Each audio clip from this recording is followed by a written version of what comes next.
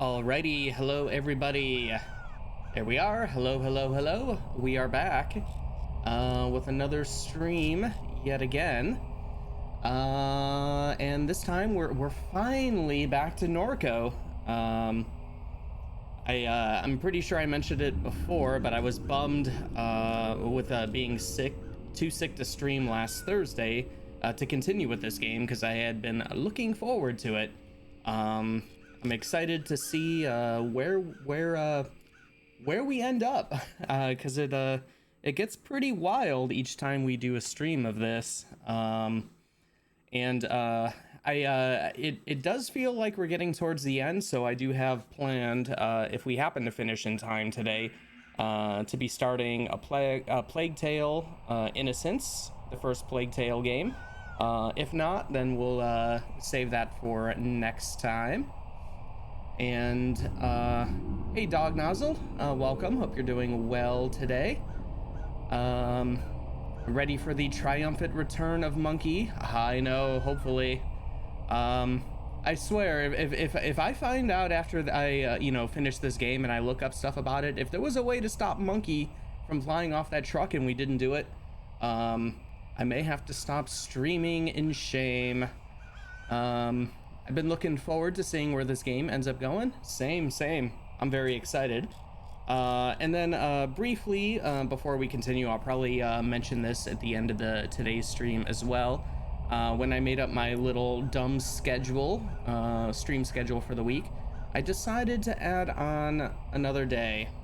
So Monday nights, tomorrow night, same time, we'll be adding that day on. It's going to be completely different, so no worries about missing out on adventure game streams or horror game streams.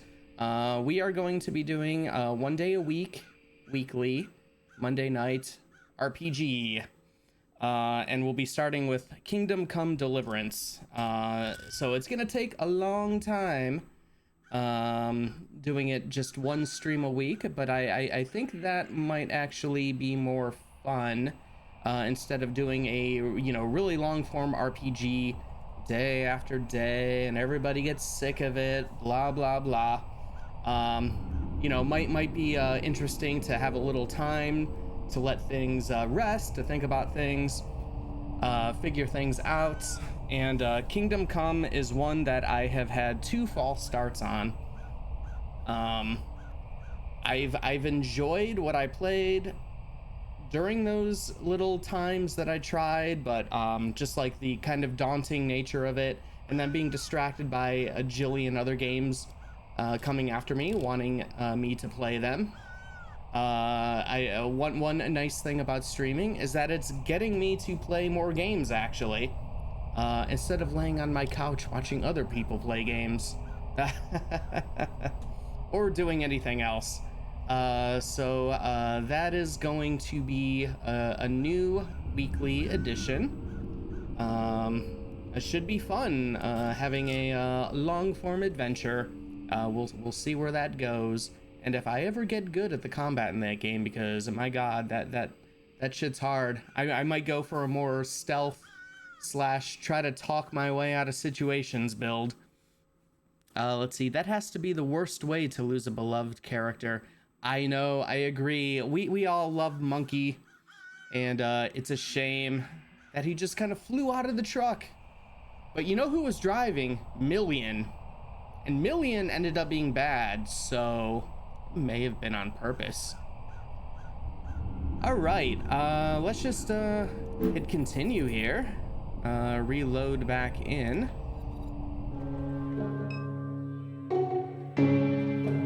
All right, so I know we're at somewhere. We're at like the that weird word lake or swamp or whatever.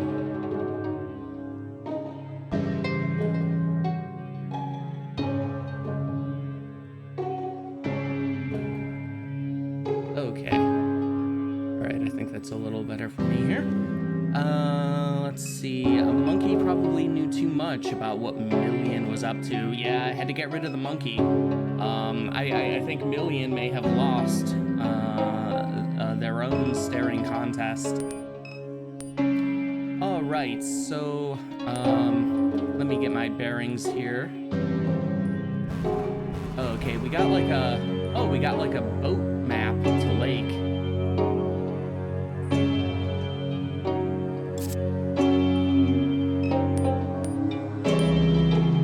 All right, maybe we should talk to a LeBlanc here. How you holding up, kid? What's with that letter we found?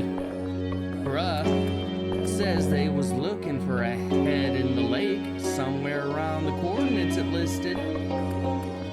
We'll get it figured out, kid. This is the kind of thing they pay me for. Yeah, I guess nobody's paying for you to shit and spy on people from your shitting window. What are we doing here? Shit. You know, I'm asking myself that same question. But here's what I think. I think them little dudes named Garrett kidnapped your brother. I think they came out to the lake looking for something. Maybe it was the head they mentioned in the note they left in Duck's place.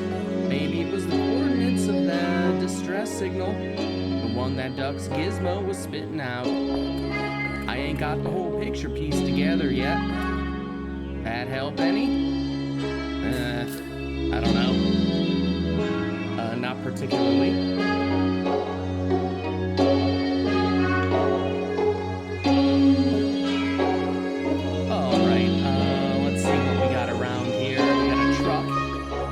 Sunk in the mud.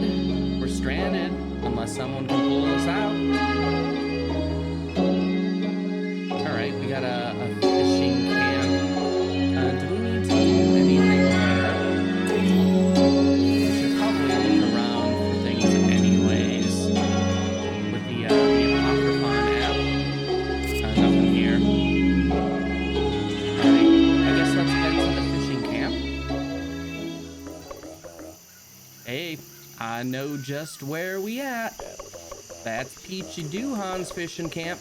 Me and my daddy more or less lived out here for a time. Oh, game audio is a bit loud in the mix.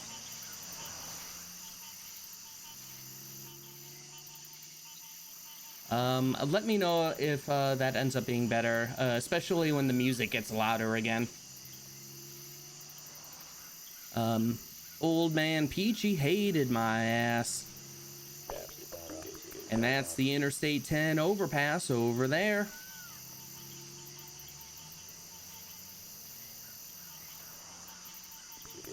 There's a map on the bulletin board, might help refresh my memory. And I wonder who we got to talk to get a ride in that boat. These coordinates we got are all the way out in the lake. Nice little flatboat. Might be able to get to them coordinates we found back at Duck's house, but the motor takes a key. Oh, you can't pick the ignition, LeBlanc. Come on. All right. Well, before we do that, let's just do our due diligence here. See if anything magical pops up. Nope. All right, let's go take a look at the map. Let me take a look at this map right quick so I can get my bearings. The detective inspects the map pinned to the bulletin board, tracing his finger along the bayous. Yeah, all right, I remember this whole stretch from when I was a kid. They call this area La Branche. Used to be an old fishing village up until a hurricane knocked it out the lake. Peachy's camp was the only building left standing. That's where we're at now. Trepagnier's Pond is just across the way. They named it after a plantation man from back in the old days. Then you got the Interstate Canal. The government dug that to build Interstate 10. They let a whole lot of salt water into the swamp in the process. Killed off a lot of the trees. That's how we ended up with the ghost bayous. Ooh, ghost bayous. I like the sound of that. Almost as good as a Dracula bayou. Or a skeleton bayou. Oh my god, that would be the holy trinity of bayous right there. Ghost, Dracula, skeleton. Then just some old bayous without any trees left standing. Oh, that's less exciting. The banks eroded without no roots to hold them in place, so you can't hardly see where you're steering the boat before you run it aground. Weren't just the government's fault, though. Long time ago, they used to log these swamps for timber, left scars all over the place, like the logging wheel. Reason it looks like a wheel is because they'd park a big pull boat right there in the center. Then them guys would start chopping the trees down, going out in one direction, then another, like the spokes of a wheel. They called it a pull boat because they'd hitch the trees onto a big rope, and the boat at the center would pull the trees in. They had a drum on the boat about the size of a car. The drum would spin to wind up the rope. Big coal-fired son of a bitch. My granddaddy told me it'd spit out smoke like you ain't never seen. Oh my god. Then down in the lower suction canal, lots of people died along that canal when the hurricane came through and took out La Branche. They got people go scuba diving in there looking for treasure lost to the storm. Not always easy to find your way around the area. A good thing there's a map. And it looks like somebody stuck a note to it. All right, thanks, LeBlanc. My god. I forgot where we ended last stream with LeBlanc as our new buddy. Yeah, it seems like we're stuck with him. Let's see, a name tag pins a hand-scrawled letter to the board. Yo, Garrett! Garrett, again with these little dudes. Meet us at John's Pond on the northeast side of the lake for the launch. Ain't never heard of John's Pond in my life. It's a mess over there. People have been posting about it online, driving out from the city to take pictures with the Ark. If you're coming from this way, the only route is through the ghost bayous. Open up the Apocryphon app and take a look at the map. You'll see some blinking lights. Those mark the locations of portals. When you dive through them, it's like snorting that stuff Ditchman scrapes off the urinal. It's a fucking nightmare.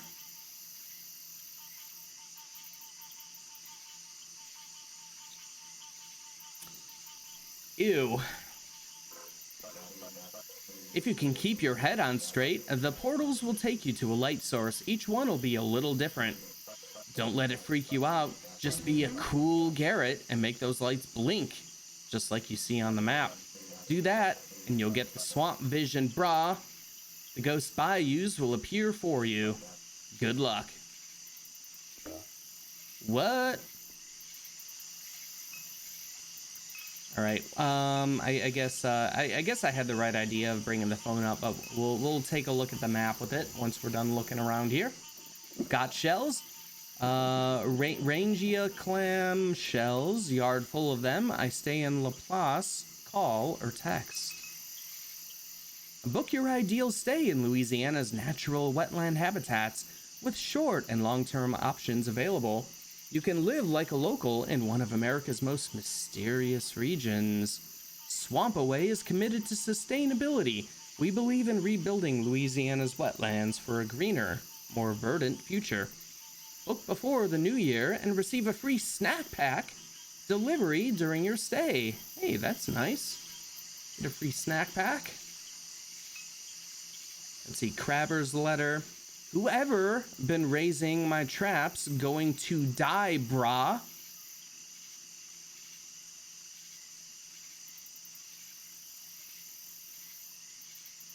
Yeah, brah.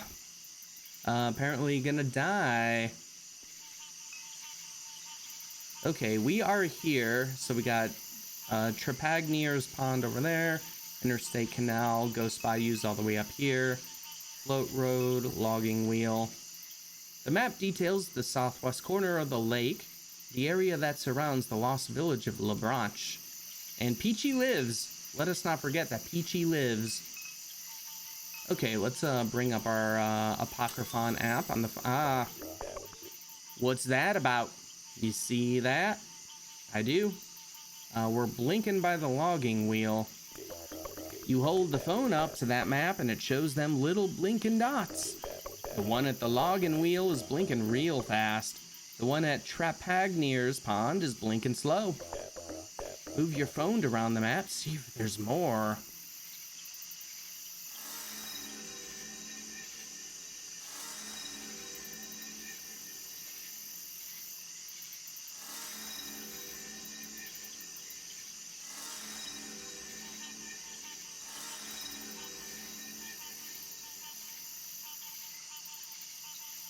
All right, well, there is more.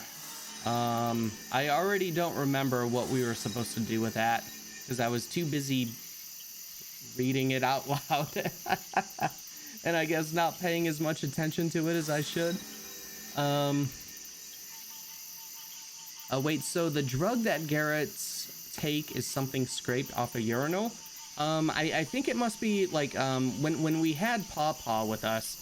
Like, he gave us, like, an option of 3 different places to go to, and we ended up going to that one place, like, in the restroom, and he went into the urinal, and I guess that's probably where he scraped that stuff off. I know, one of the other places was buying something from that Angry Santa, and I don't remember what the third place was. We probably should have done the Santa one,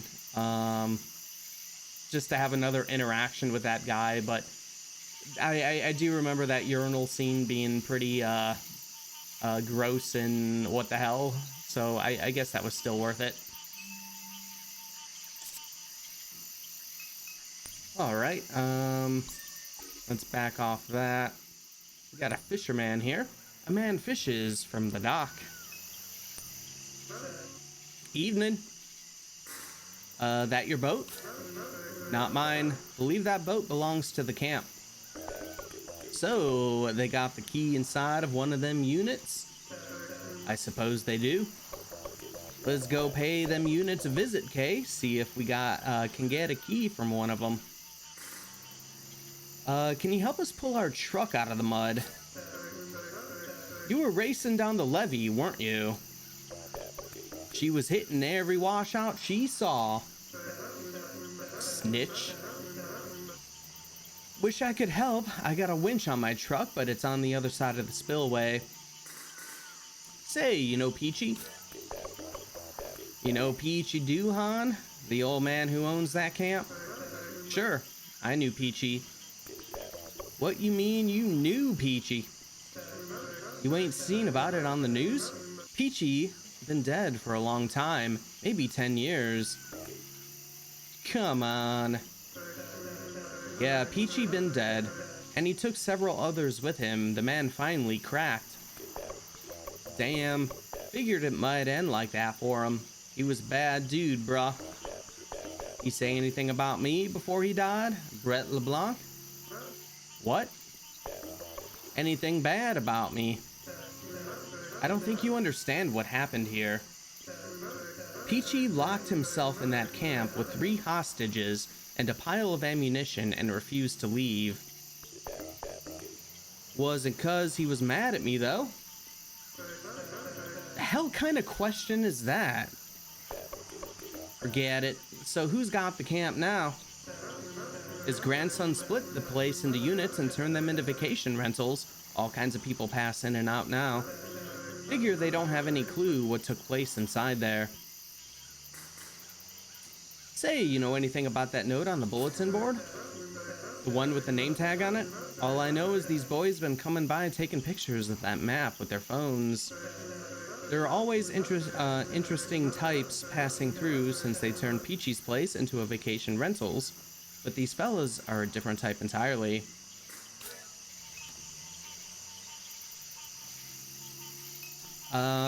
Oh yeah, you're right, Dog Nozzle. We should be able to ask about that rumor that Peachy lives. I think that could be important. Oh man, what if we come across Peachy's ghost or something? On the Ghost Bayous. of all places. LeBlanc is convinced that everything is about him, even some guy flipping out 10 years ago and taking hostages. Yep, the world revolves around LeBlanc. All right, I'm just taking a look at this again. Okay.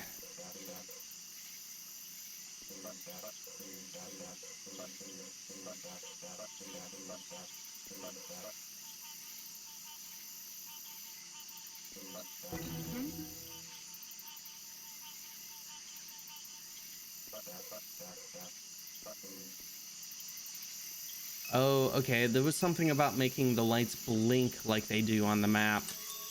Okay, so Trepagnier's pond is really slow, logging wheels fast. Interstate Canal is just kind of solid. And Lower Sunction is kind of like blink, blink, nothing, blink, blink, nothing, blink, blink, nothing.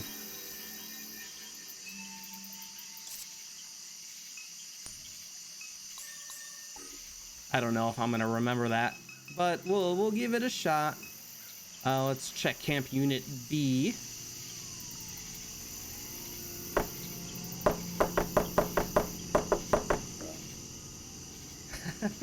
Open up! We gotta use that boat right quick. The boat came with the rental. It's ours. Bruh, let me just lay it out for you.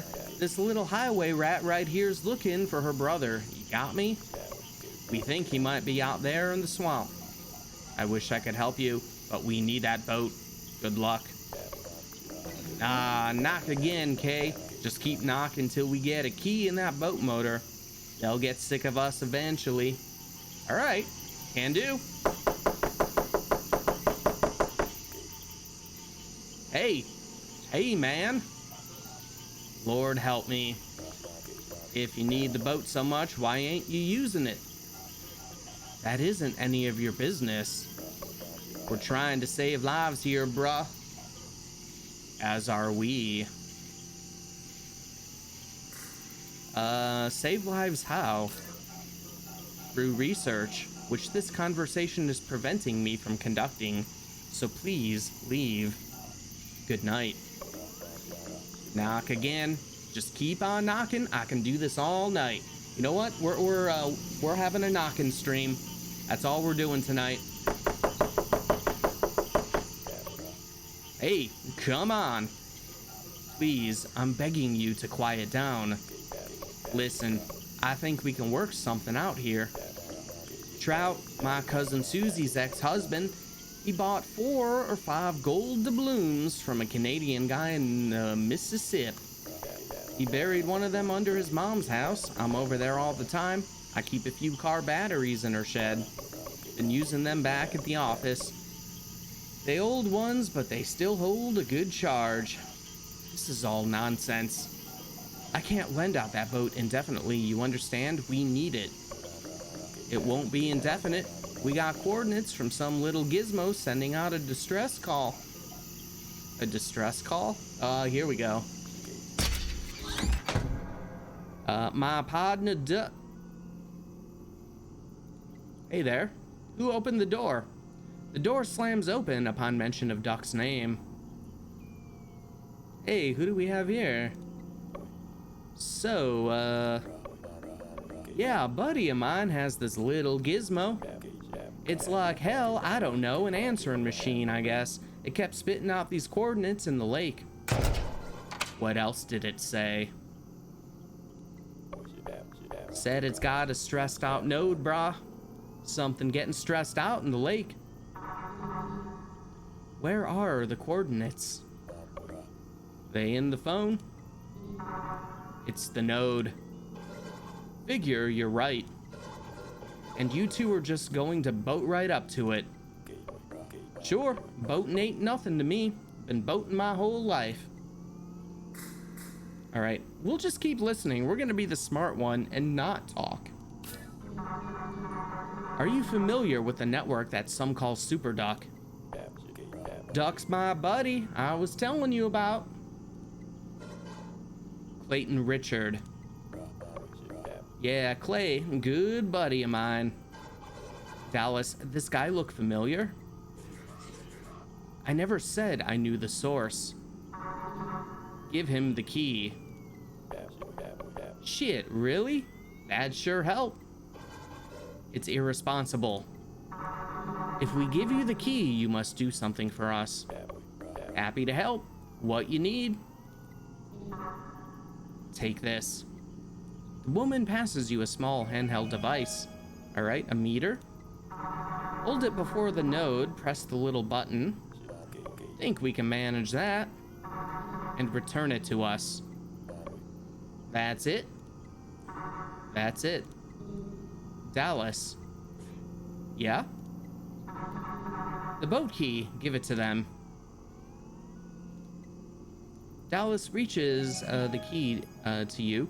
As he looks you in the eyes, a glimmer of familiarity lights his own. As he probably should. That was our mother's, I guess, co-worker or whatever, with the during that mission for the super duck that we did in the flashback. He says nothing. Settled, I suppose. That's right, it is. All right, let's take a little look around here. Let's see. Is this going to be another Morse code puzzle? Oh God, I hope not. Yeah, hey, Dallas. Dallas returns. Have we run into Dallas in this time period yet, or only the flashback? Only the flashback. So this is our first time seeing modern Dallas.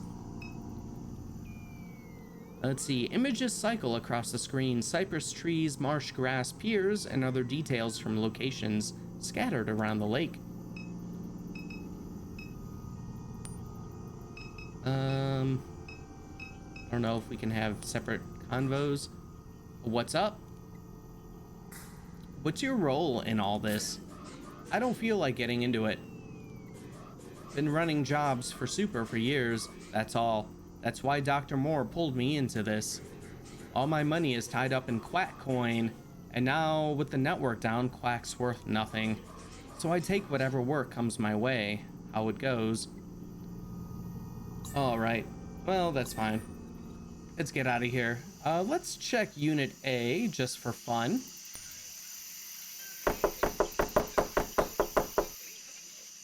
What you bothering these people for, Kay? We already got the boat key. Let's go. I wonder if we missed out on like a different, maybe funny interaction there. Let's see. Look at that. It works. Let's take us a little ride. You heading into the lake? Yes, sir. You done much riding out there? All the time. Then you know what it's like. Lots of land has eroded away. Once you get past Interstate 10, you can't hardly see where the water ends and the land begins. You talking about the ghost bayous? That's right. The man turns his attention to you. You see what I'm saying? Yeah, you're saying the land is eroded, so it looks like open water. That's right. Once you pass beneath the interstate bridge out there, it's hard to tell the eroded land where all the dead trees fell from the open water. You might run your prop over submerged cypress trees, might even get yourself stuck. Oh, why am I doing my LeBlanc Southern accent with the fisherman? Oh my God. Then how are we supposed to get through? The strange boys with the name tags that have been coming around lately, they seem to get through the ghost bayous just fine. They're always looking at that map. Maybe they know something we don't. And one more thing, if you got a sonar tracker on your phone, keep it handy. All kinds of stuff is hidden in this lake. Don't be shy about jumping in the water. You'll see some weird things down there, but it's just a trick of the light. Nah, bruh. They got ghosts in the water. Nonsense. Don't pay that any mind. Been swimming in these bayous all my life. If you get an alert from that sonar, dive in and see what it's about. You ready? Yeah, let's go. Let's go. All right, Kay, time to put our detective hats, or put on our detective hats, rather. You got your phone handy? Let's take a look at the GPS. There was 2 sets of coordinates at Duck's place. One we found scribbled on the letter. Same letter that mentioned your brother. Said they were searching for a head. Now, I don't think that's your brother's head. That ain't what I'm saying. But I got a hunch all this is connected. The coordinates for that are on the northwest side of the lake. Might be worth checking out. The other came from that app on your phone. It was putting out some kind of distress signal. Looks like that one's coming from Eagle's Pond. Both sets of coordinates are past the Ghost Bayous. If we want to get there, we got to figure out how to get through the Ghost Bayous first. You got that? Now you do the driving. I'm gonna loosen my tie and relax. Okay, yeah, the guy who claims to have done a lot of boating out here is now refusing to drive said boat. Sonar's going off. You figure they got something down there in the lake? Why don't you dive in and find out what it is? Why don't you? I'm trying to relax. This is my off hours. But be ready. What the man on the pier said is wrong. They got ghosts down there. Partner of mine dove in the water to drive a pylon when he was building his camp. Said he saw his dead granddaddy swimming around dressed up like a race car driver. What? He tried to swim after him and got stuck down a hole and ended up at a pizza restaurant 20 miles away. Glad it's my off hours. I'd hate to see something like that with the kind of hangover I got. Well, I mean, ending up at a pizza restaurant might be good. Is pizza a good hangover food? I don't remember.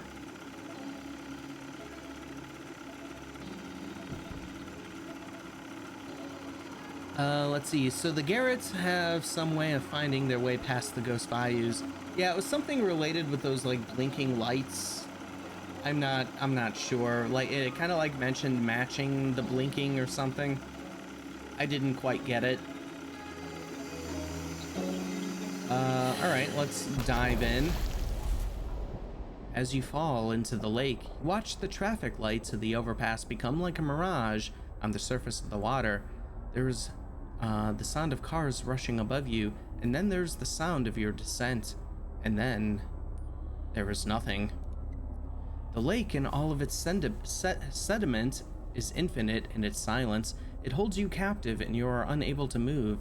Paralyzed in this way, you watch the dim suggestion of headlights cut across the bridge in their erratic cadence. All at once, an explosion of sound punctuates that vacuum of silence. From the smallest moment, the silence returns before a truck crashes into the water, sending a shockwave that releases you from the water's grip. The truck is sinking quickly, unnaturally, as if being pulled magnetically from below.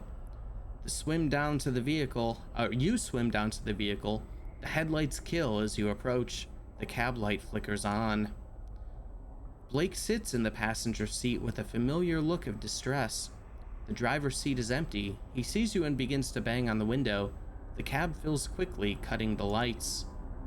You pull open the door and swim into the cab as the pressure equalizes. You feel around desperately, your lungs screaming. The cab light awakens again to reveal an empty vehicle. Blake is nowhere. The light pulses slowly, regularly, rhythmically.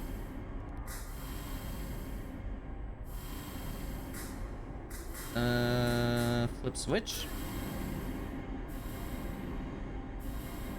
Oh, okay, this is by Interstate, which was solid.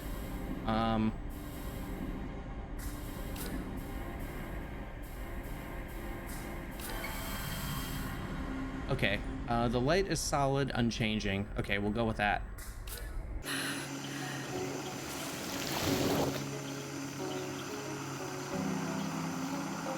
Blake is our brother, right? Yes, Blake is our brother.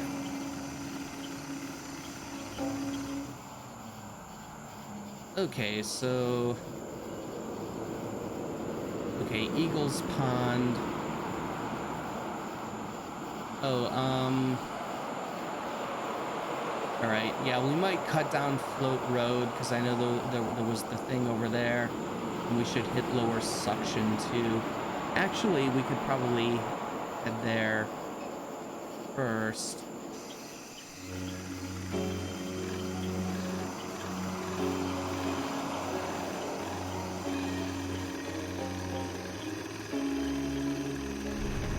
Oh, all right, we're just crashing our boat.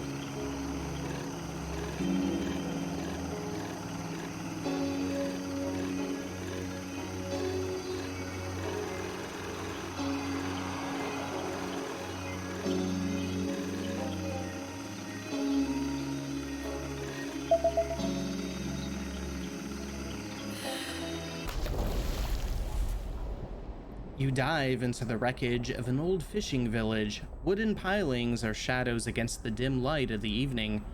The pilings are driven deep into the silt, where planks and bottles and crab traps have stray pieces of tarp have coagulated into something whole.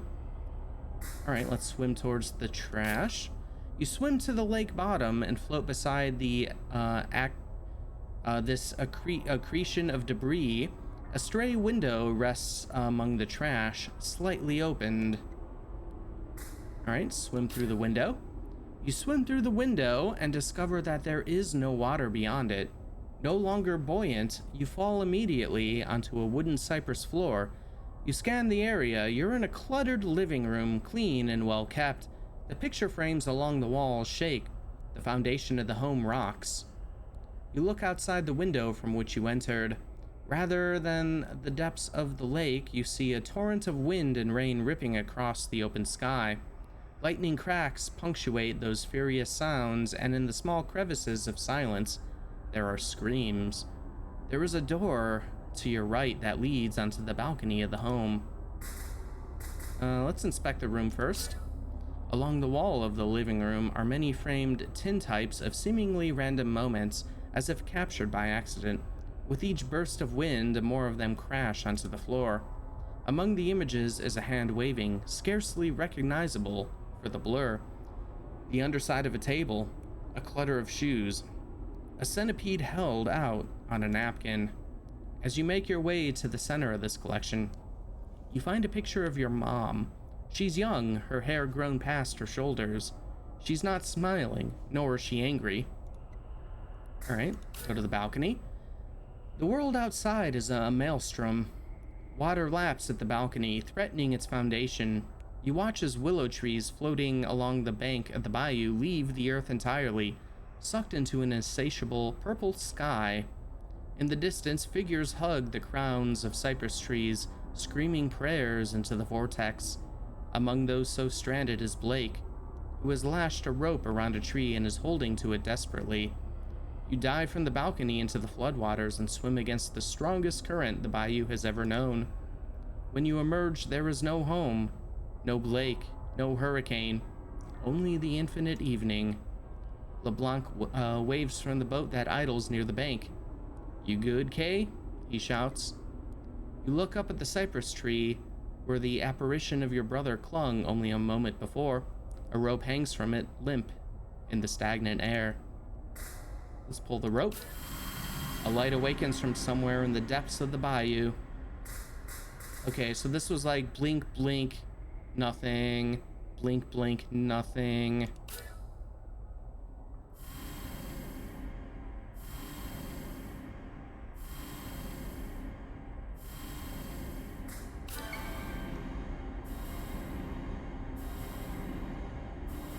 Okay, yeah, I think that's it.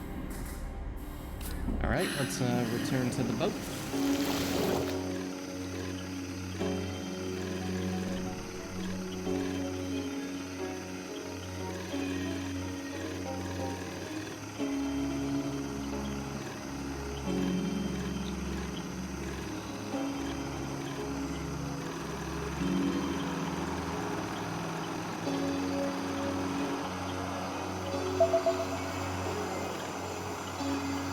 Okay, let's bring up the map again. All right. Yeah, let's go up, take Float Road.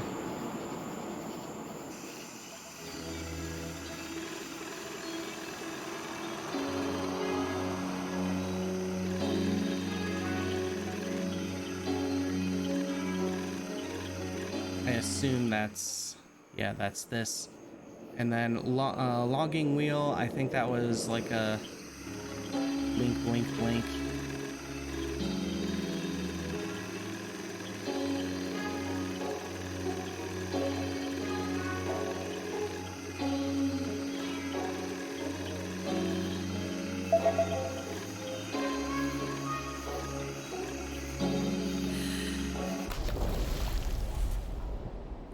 You plunge into the logging canal and immediately find yourself tangled in the branches of a felled tree. You struggle to free your arm, no luck. As you pull, the tree pulls back until at last its force proves the stronger and begins to drag you through flotsam and foam. It's impossible to see beyond the suspended sediment of water. In a sudden violent moment, a force pulls the tree into the night air, and you along with it. As you hug the trunk of the tree, you see before you a massive machine spitting smoke into the sky. The machine sits atop a barge. Mounted to the barge is a large drum that spins slowly and powerfully, winding the rope that grips the tree on which you float. You look to either side and see crews of workmen balancing upon pirogues, axing wedges into the base of the cypress trees along the canal. Some pole the felled trees to the edge of the canal, while others paddle from danger as the towering trees crash into the water. You rest your arm from the cypress and climb onto the barge. A foreman stands upon the platform and regards you with a scowl as the barge begins to sink into the water. He points to the firebox at his side. "Madere, don't slow down now." You look down at the pile of coal and the shovel beside the firebox, both now submerged as the boat sinks further. The shovel floats towards you as the water reaches the roof of the pole boat. The sinking boat settles upon the silt bottom, and you find yourself floating beside the firebox while holding the shovel. The light of the firebox continues to glow even in the depths of the water. The light is solid, unchanging.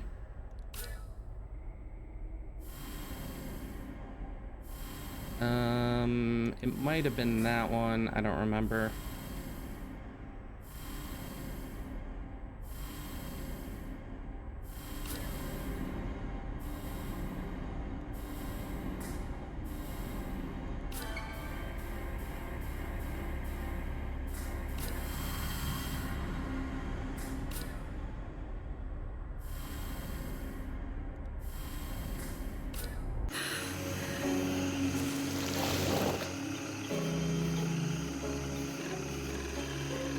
I don't know.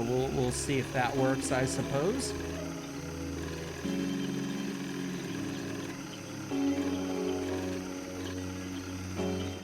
All right.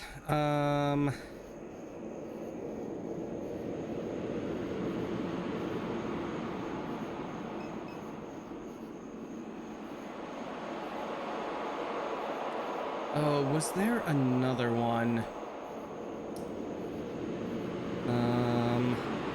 Maybe that was up in Eagles Pond. God, I don't remember what that was, though.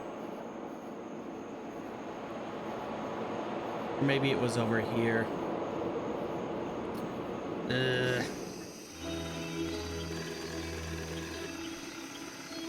And I don't think we got...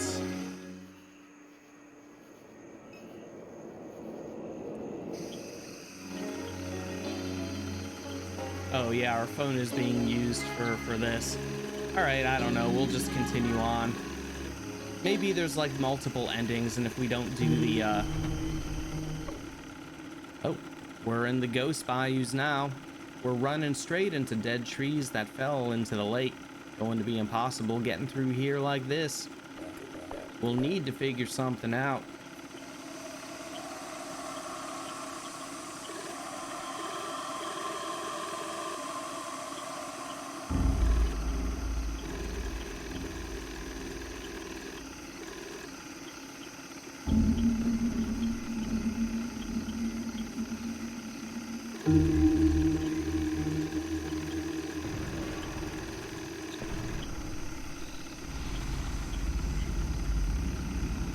All right.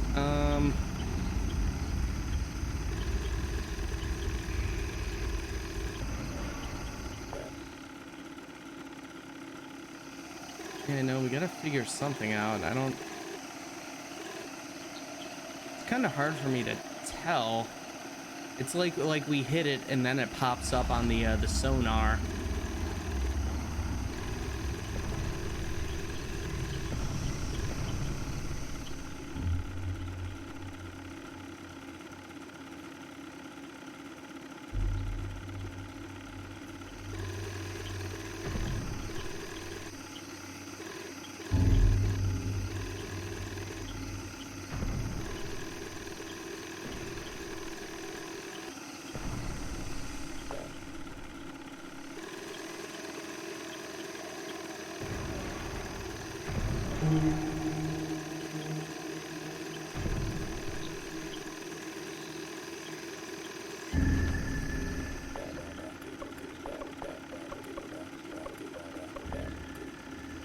You keep saying that.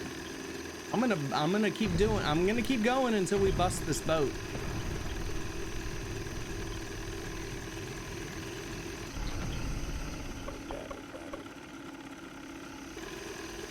Be quiet down, LeBlanc.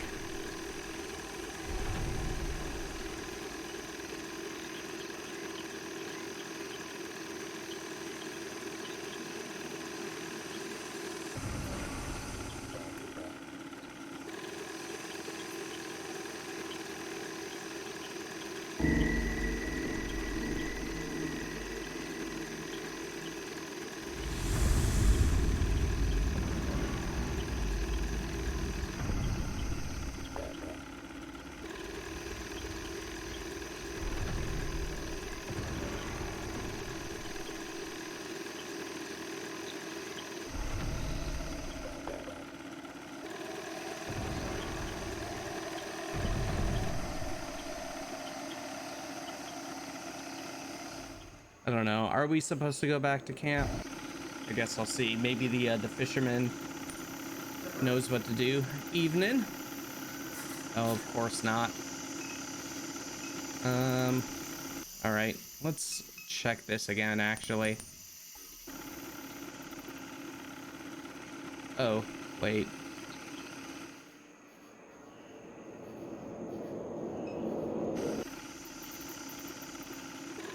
I think that was this way. We did miss that.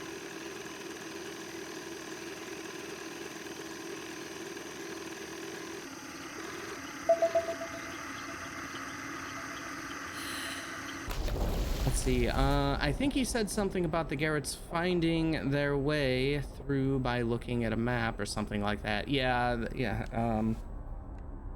Maybe maybe it is about matching all of the ones that we can.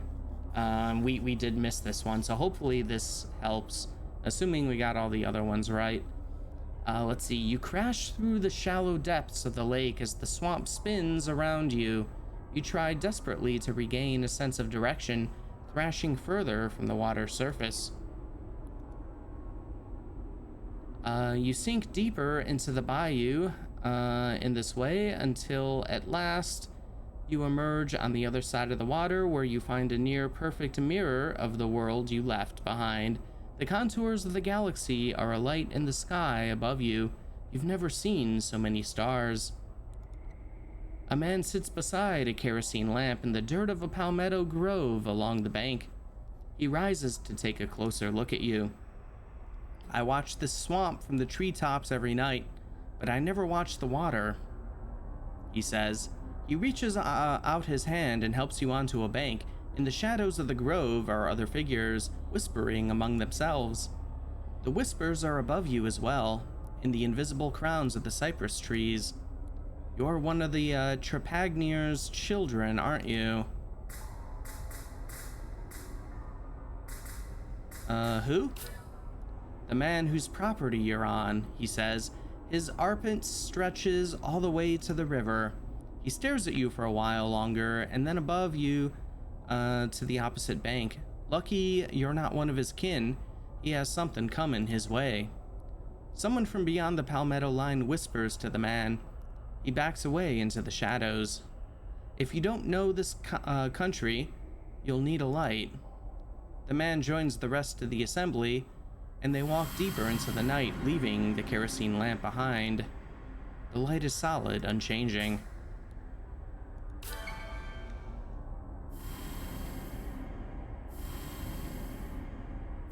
Okay, so is that... Okay, so it does tell us... Alright, I should recheck. Because I think the last one we didn't tell us what was correct. Alright.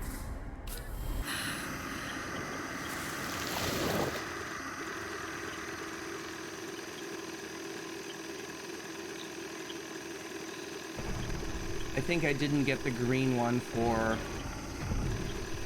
Alright, we're just crashing all over the place. I think it was... Alright. I'm a terrible boat driver here.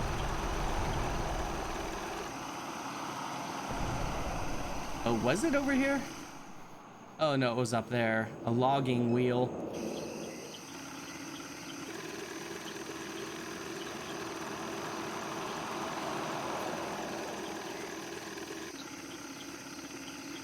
Doesn't seem like we have actual boat damage, unlike that little, like the alligator part that we played earlier in the game.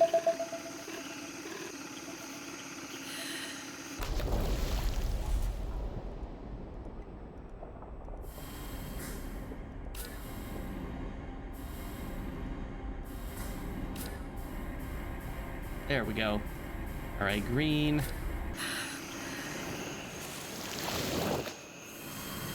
Okay, cool. All right. That's how we do it. All right. So we got the Garrett's map there to travel the Ghost Bayou.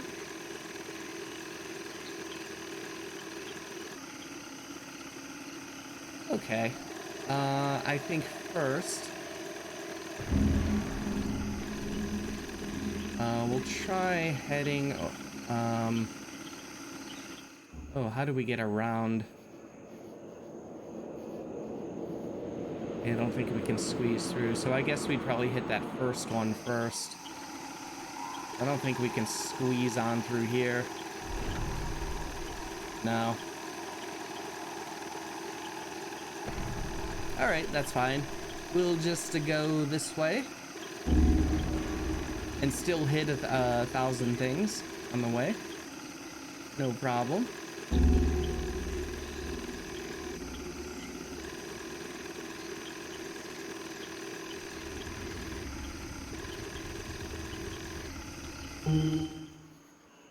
Okay, all right, we got an X up there.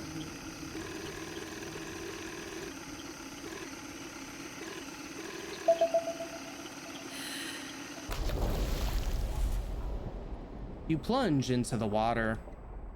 You pass your hands through the increasingly obscure cloud of sediment. A stray branch juts from a larger tangle of detritus. Two beads of light shine from the direction of the branch. As you make your way closer, you discern the shadow of a form.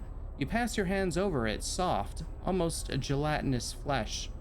The distinct ridge of a nose, the firm, unmistakable texture of teeth, glowing eyes hardened like glass. You wrest the head from its hanging place and swim towards the boat. What you got there, Kay? A little treasure from the lake? You hang the head from its sloughing tangle of hair and display it to LeBlanc. Ooh, looking good, looking good.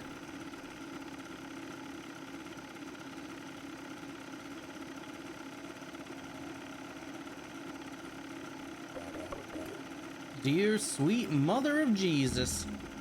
The head continues to rock gently in the wind. That's great, kid. Just put it down. What's with them eyes? LeBlanc taps his fingernail on one of the eyes. Them eyes ain't human. He presses his thumbs into the head, and the two glass-like orbs slip easily from the eye sockets. The head is entirely without eyes. All right, playtime's over. We still got another set of coordinates to check out. That we do. LeBlanc just getting right in there. Giallo style, I guess. Just getting them eyes out. All right, I guess we can kind of head down that way. Back over here, and then we got John's Pond over there.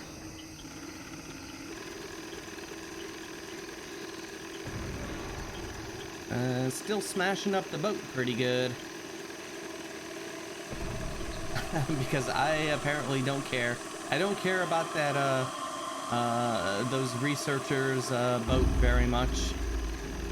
It took forever for us to get it, and we are gonna treat it like garbage. All right, we are going the right way.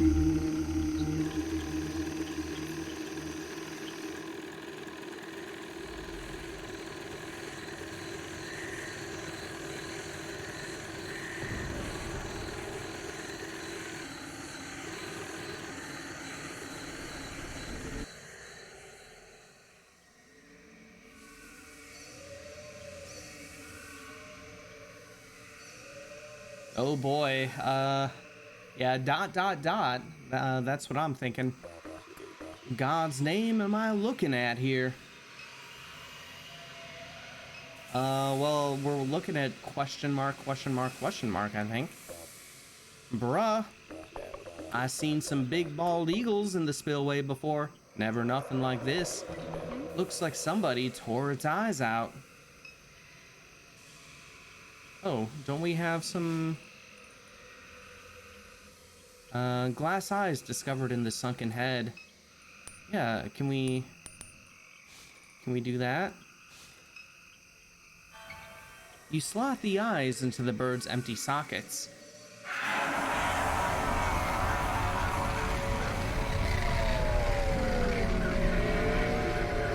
Hey, there's that orb thing.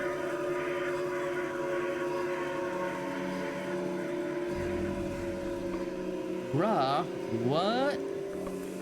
That bird just puked out a floating ball. Mr. Peachy used to tell us all the time they got aliens in the lake. The hell's it doing to you? Almost looks like it's giving you a sniff. The spear shrinks down and buries itself inside of your coat. Whoa now, looks like you made a friend.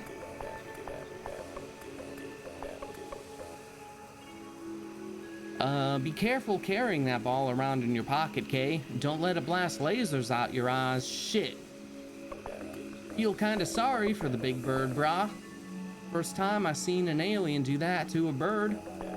All the heat coming off this thing's starting to make my skin itch. Let's roll. You want to eat John's head? No effect. All right, let's roll. Must be all we can do there.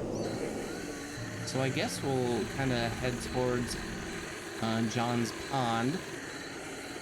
That seems to be where I think the Garrett's mentioned building that arc thing.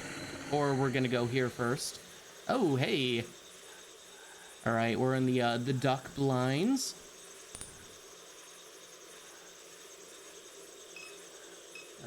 We got some Garrett's here. Oh, and we got the orb in our party. All right, let's chat with some Garrett's. What's that thing? A play set? Yes, it's my little play set. What's it do? Whatever I want it to. Say, how I get one of them name tags? I like them things. It's too late. We're out. Just feel like we got pretty similar styles. I'm a little more of a bad detective type, you know. Like I got street smarts. You more like a freak. like you wear a chain wallet. But I feel like we'd be in the same band on the road together. We'd get off the tour bus and people would be like, who's that guy and his little freaky friend? I don't know. I've already been around you 5 minutes. That seems like enough. Nah, we should do stuff like this more often, brah. Hang out like this. I'm leaving the planet tonight. When you get back then, y'all my kind of people. Okay. Oh. All right, let's talk to this guy. He's got a cat and a sword and like a cane, I guess. No more getting through this way. Ditchman's orders. Unless you're the ones with the messenger. Are you the ones with the messenger?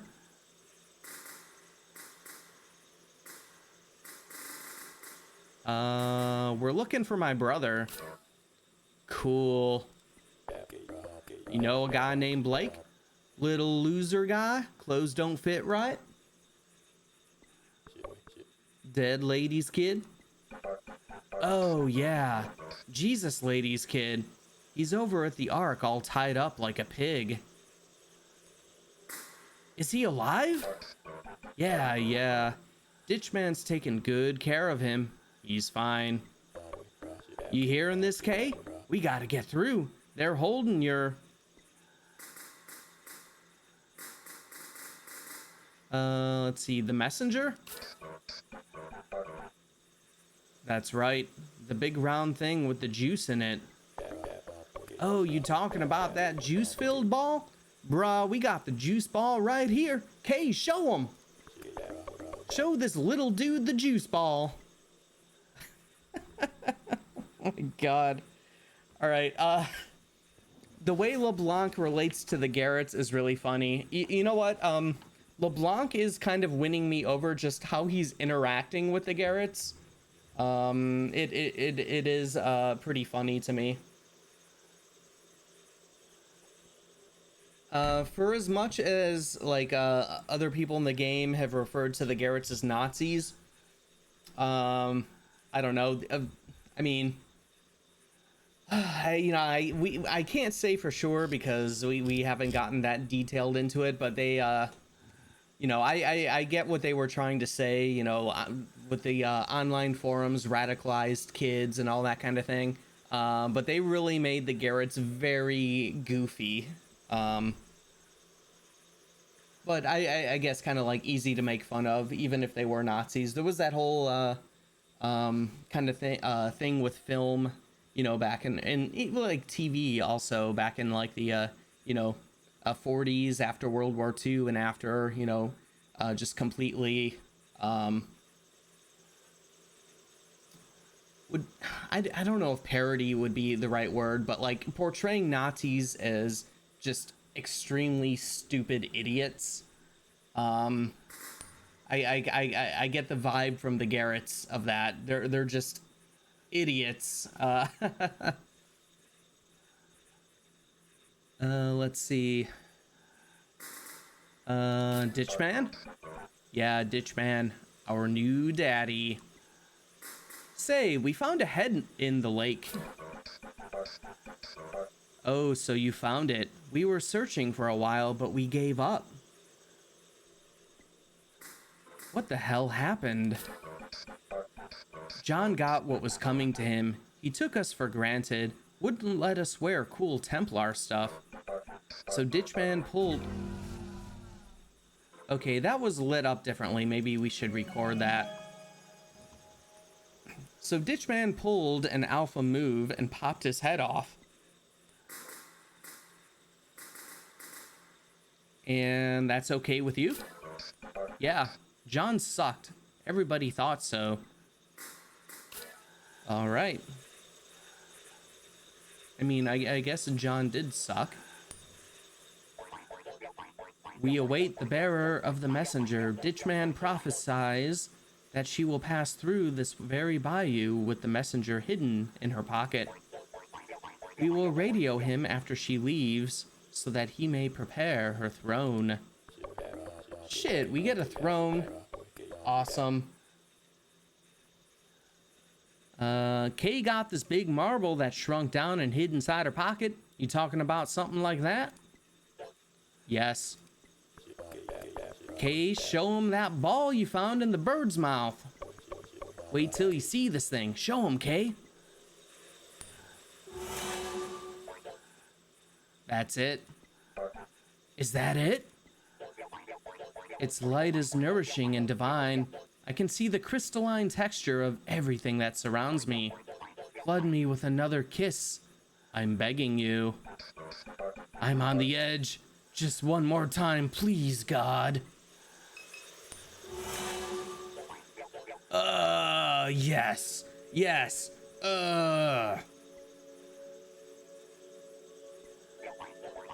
There was a swamp and a lake and a refinery, and Kay had no face. I am the one.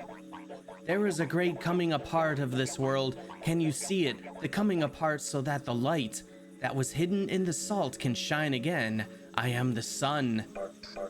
I was the one in the mall. I am the one in the swamp. But who would be in the swamp and not fly your mother's corpse into the stars as a benediction where prayers collide?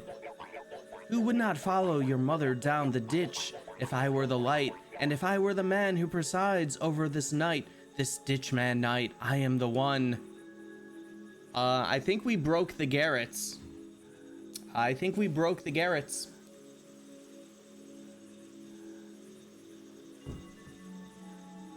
Yeah, is that dude drilling? Yeah, I think we may have given them a religious experience, and yeah, gross. So y'all mind if we squeeze by right quick?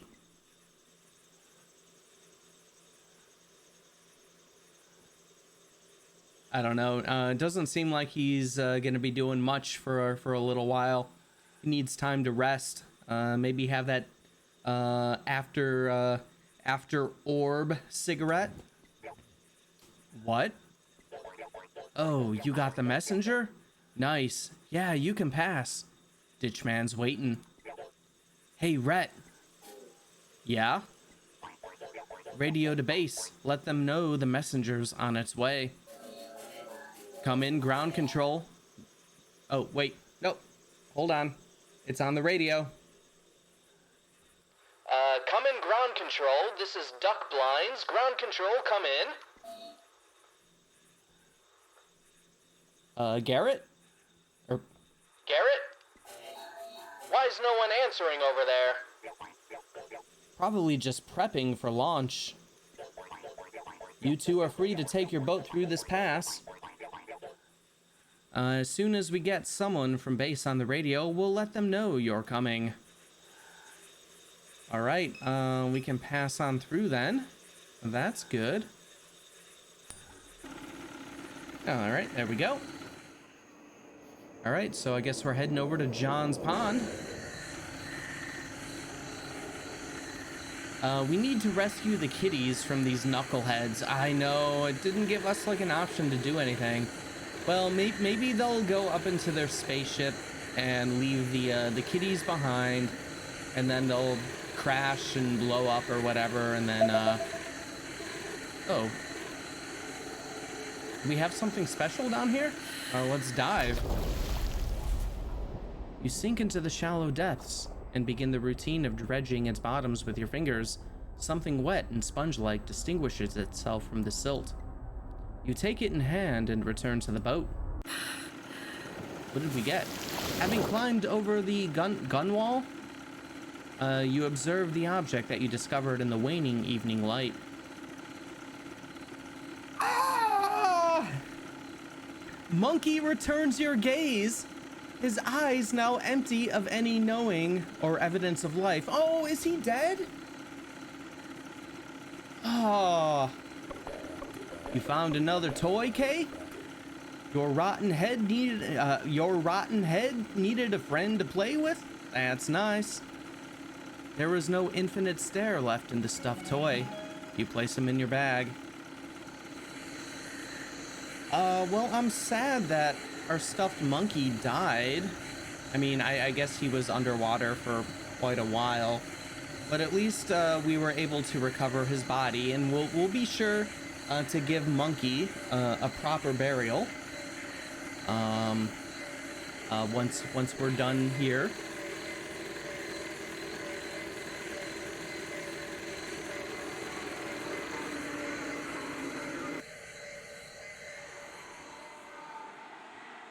Keith's Corner. Here's Keith.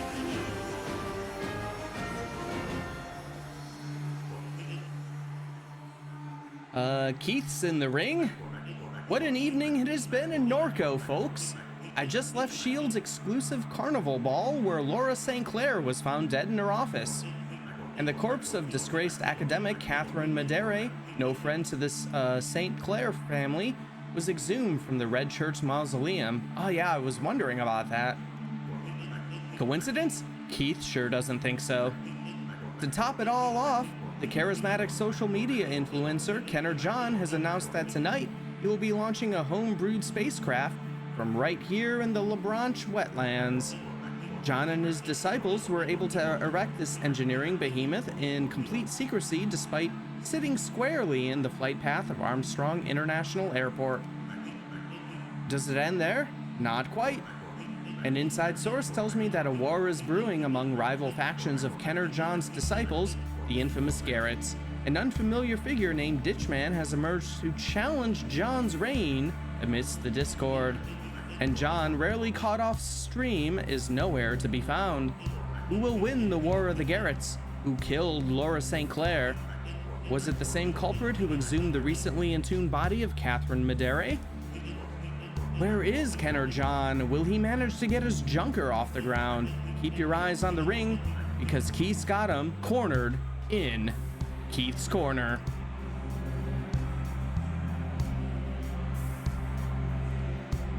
All right, we got a little bit of Keith's Corner, his new internet show.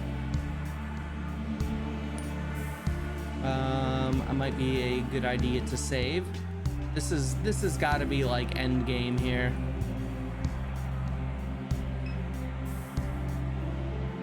All right, let's eavesdrop on some smokers. What a circus! How'd you hear about it? Text from a friend. How did all these people get here? They're not Garretts. And all we had to do to get through the Ghost Bayou and all that? Game devs? This is a question I pose to you. How did they get here? Did you bring it? Oh. Are we gonna get an explanation? Thank you, game devs, for getting back to me so quickly on this. Did you bring a kayak or anything? Someone let me float over on their raft. What about you? Inflatable mattress. Worth it. I'd do anything to watch those little shits explode. All right, good one, game devs. However, did they have the secret map while they were floating on a mattress? Because we were bashing into all kinds of stuff on the Ghost Bayou. All right, Roland, greetings. The costume figure keeps his attention focused on the distant crowd. Dig the costume. Thank you. I assembled it from a mess of discarded things. I came here with a group of others from S.H.I.E.L.D.'s Carnival Ball. Police and private security were swarming the facility as I left. A disturbance of some kind. A perfect evening to launch a rocket, with the cops already tied up at the refinery. We'll say nothing. And so here I am, from one circus to the next. This rocket, these people, what do you make of it?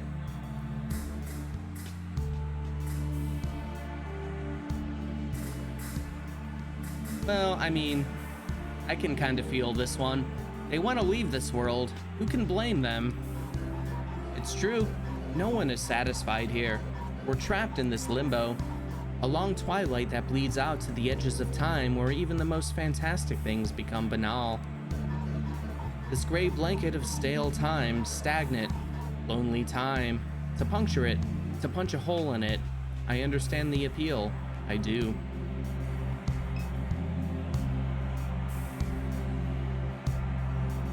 Let's see, maybe we can throw him in the dryer for a few minutes. Yeah, maybe that'll help revive Monkey, hopefully. It's pretty hilarious that there's some sort of hipster information network that let all these people here to hang out just to see the show. Yeah, I know. You know what? Yeah, they probably had some Garrett's advertising it like over the internet or something. You know, they probably gave away how to travel the Ghost Bayou also. I wouldn't put it past them, and we didn't know how to do that because, well, we're we're focused on finding our brother, and LeBlanc is an idiot. Let's see, we got failed Garrett. I always wanted to be a Garrett. I installed the app but never could find the readings. I follow those guys online. They never follow me back. That's fine.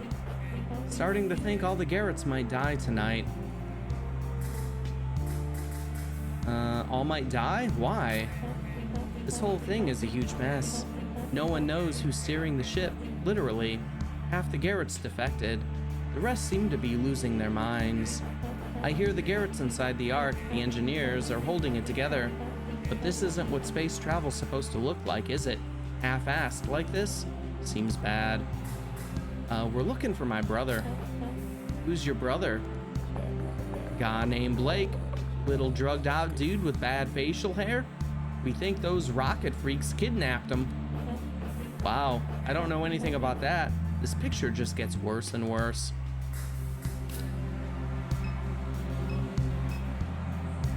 All right, well, looks like a fishing camp, staging area, shipping container.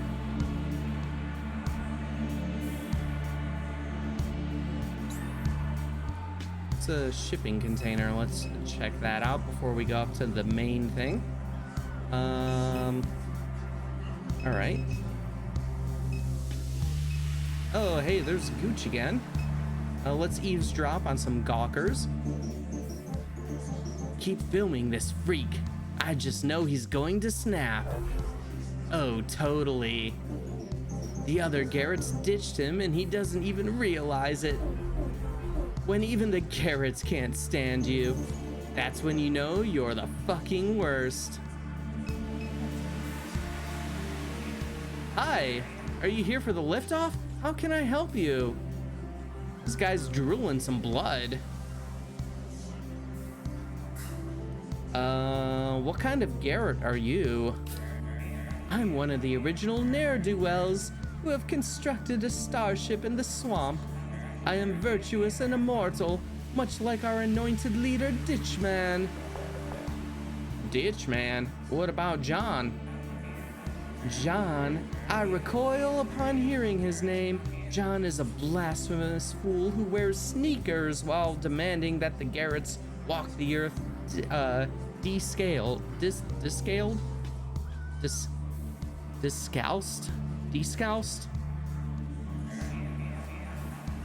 If I had his head, I would wave it about in honor of the anointed one. Well, shit, I think we got his head in Kay's bag if you're serious. Give it to me, and I'll show you just how serious I am.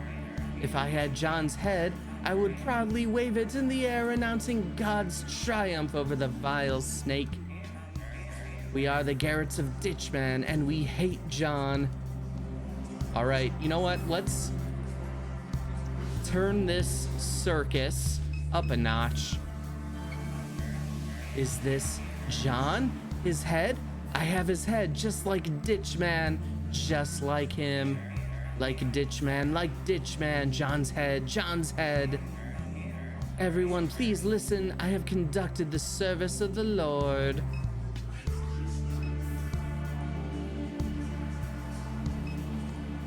All right, can we let's knock on the shipping container.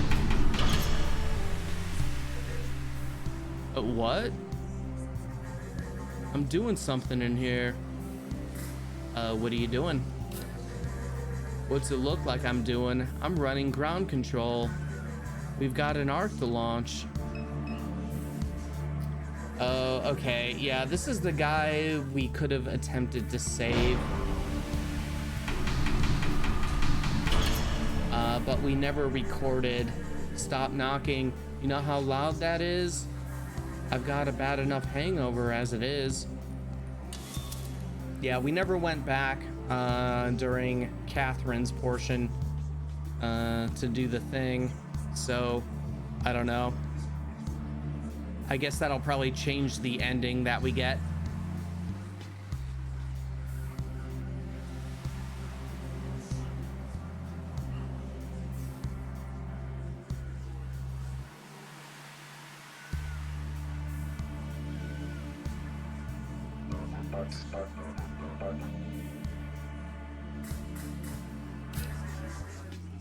All right, well, goodbye. We'll check the laptop. The browser sits open on the laptop. You click through the tabs.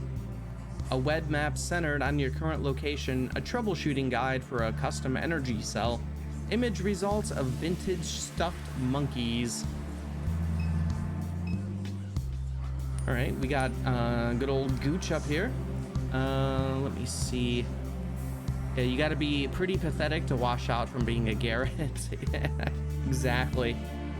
Failed Garrett seems like the most normal person here, though. Yeah. I think Failed Garrett actually has the right plan here.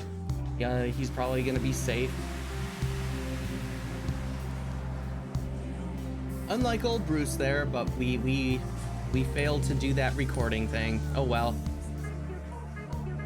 Garrett needs to put that head down and stop saying he's ditch man, brah. If those guys across the yard hear him say that, they'll kill him. Are you an elite Garrett? Well, yes, I am an elite Garrett. I'm the original Garrett. But John never let me be a Garrett because I couldn't find his stupid reading. So you are a Garrett, or you aren't a Garrett? I'm Garrett. I'm the Garrett. Then why does it say Gooch on your name tag, brah? When we get to Mars, all the others will be Gooch, and I'll be the only Garrett. Puppy promised. I ain't even gonna ask. Who are the guys across the yard? There's some old friend of John's. They showed up when they found out Pawpaw was trying to take over the Ark. Hold up. Pawpaw? What about Ditchman? Pawpaw is Ditchman. Pawpaw is Ditchman? Duh. Holy hell. It's all making sense now. Those guys across the yard are looking to kill Pup. If they hear Garrett shouting that he's killed Ditchman, they'll kill him. We want to get into the rocket. Well, you can't. Only Garretts are allowed inside the Ark. If you want to fly to Mars with the cool guys, then you should have earned your badge a long time ago. I'm the only one around here with the key card to get in, and there's no way I'm lending it out to scum like you. I'm not scum. Brah, you're scum. I can tell. All you people have rich parents, so why do you dress like hillbillies?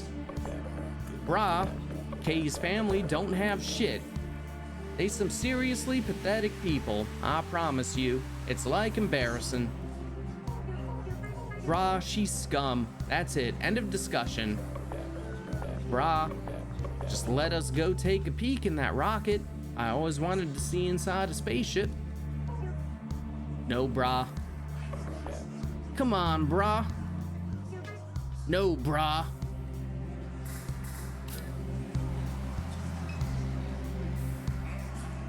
I am the one they call Ditchman. I have taken the head of Kenner John. Let's see, let me catch up here. Why were they doing web image searches for Monkey? Oh no. Maybe Monkey is a popular stuffed animal among Garretts as it is with Kay. LeBlanc, you're not helping. No, he's not. LeBlanc rarely helps. I made him suffer. He did not walk discalced as a desert father should. He wore sneakers. All right, do we have, let's see, Catherine's ring, wet monkey. Maybe Gooch was looking up monkeys? No. Gooch? Would you marry me? No.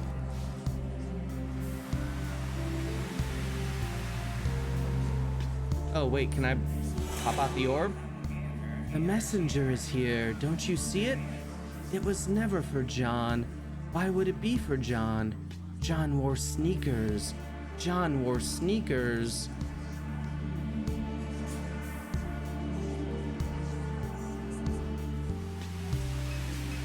All right, we need this key card.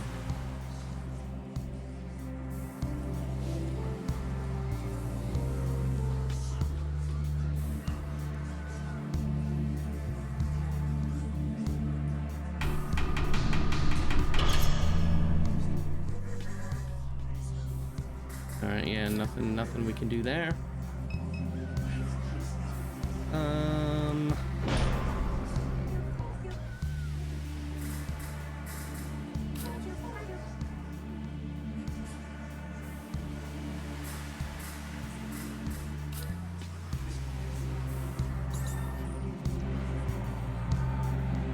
Oh, okay, well this is, let's take a look around this section here. Eavesdrop on this group here. How did those goofy mall freaks build something like this, man? It doesn't make any sense. What I heard is S.H.I.E.L.D. gave Kenner John a bunch of money and he hired a team of engineers to build it. No way. Just what I heard. I heard it was crowdfunded. Then how'd they keep it secret for so long? No clue. Friend of mine knows a Garrett. He said they hired contractors for part of the construction, but designed the whole thing themselves. Can they even fly it? No way in hell. That's why I'm here, to watch those dipshits blow themselves up. Come on, Rico. What? They're Nazis. They're not Nazis. Yeah, they're not Nazis. They're just impressionable dorks. They squatted them all and built a rocket. What have we done besides drink at St. Somewheres every night? Garretts are cool. We're the dorks. Well, I wouldn't go that far. Let's talk to Rose here. Hey, welcome to the, party. Why are there so many people here? I was wondering that myself. A friend of mine saw something online about the little mall Nazis trying to launch a rocket. We weren't doing anything else, so we came to see for ourselves. I guess word got out. How did you get out here? Oh yeah, that part was a mess. The rocket nerds tried to build a road from Kenner into the lake by dumping a bunch of oyster shells in the marsh. As soon as cars started using it, the road sunk straight into the water. A friend of mine's car is sitting half flooded at the parish line. Oh, okay, so like that first time that we dove under the, you know, into the water, and we got that whole thing about like a truck sinking by us that we thought we saw Blake in. Like, I guess that really did happen. I assume that was all kind of like a, you know, one of those ghost images, but if people were driving their cars accidentally into the bayou, let's see, but all these other people drove in from the city with kayaks, canoes, inflatable rafts, what have you. We parked in some neighborhood along the lakefront and walked as far down their janky road as we could until some guy in a ski mask picked us up on a raft made out of like action figures and stuff. No clue how we're getting back. All right, we got a lone drinker. Wow, I'm in the swamp. This is unbelievable. The majesty of this place, it's so inspiring. Swamp's pretty cool. We was just taking a dive underneath the bridge and found us a whole car down there. You're a driver? So are you like a real swamp person? Yeah, brah. I've been in these swamps my whole life. My daddy used to make us shit off the boat. Said he was chumming the waters. All right, good input, LeBlanc, as usual. We got a Minotaur here. The ground beneath us is sinking as I'm standing here. Of all the places to build a rocket, why do it on an eroding island in the swamp? These people are idiots. Yeah, we're trying to get inside the rocket. There are lots of people trying to get in. Some of them are just spectators who want to take a look around. Then there are the men posted at the camp on the east side of the rocket. They seem to have more sinister intentions. And of course, there are all the lower Garretts who've been locked out. Intentionally, I'm sure. Wish I could help you. Someone around here must know a way in. Why the costume? We were at Shield's masquerade ball this evening. We left just in time. I heard from others that police surrounded the refinery a few minutes later. What happened? There were reports of gunshots. Sounds like the work of oil pirates. No doubt they'll escalate the manhunt that's underway for Lucky. Do you think they'll find him? Absolutely. Clairbionics runs the elite security operations for S.H.I.E.L.D. Their drone fleets can find anyone, anywhere. It's only a matter of time before a drone sends a bullet through the pirate's brain. How do you know? I helped to secure the contract with Clairbionics. I did my homework. I don't think Lucky knows what kind of enemies he's making, but he'll soon find out. Oh boy, well, that sucks for Lucky.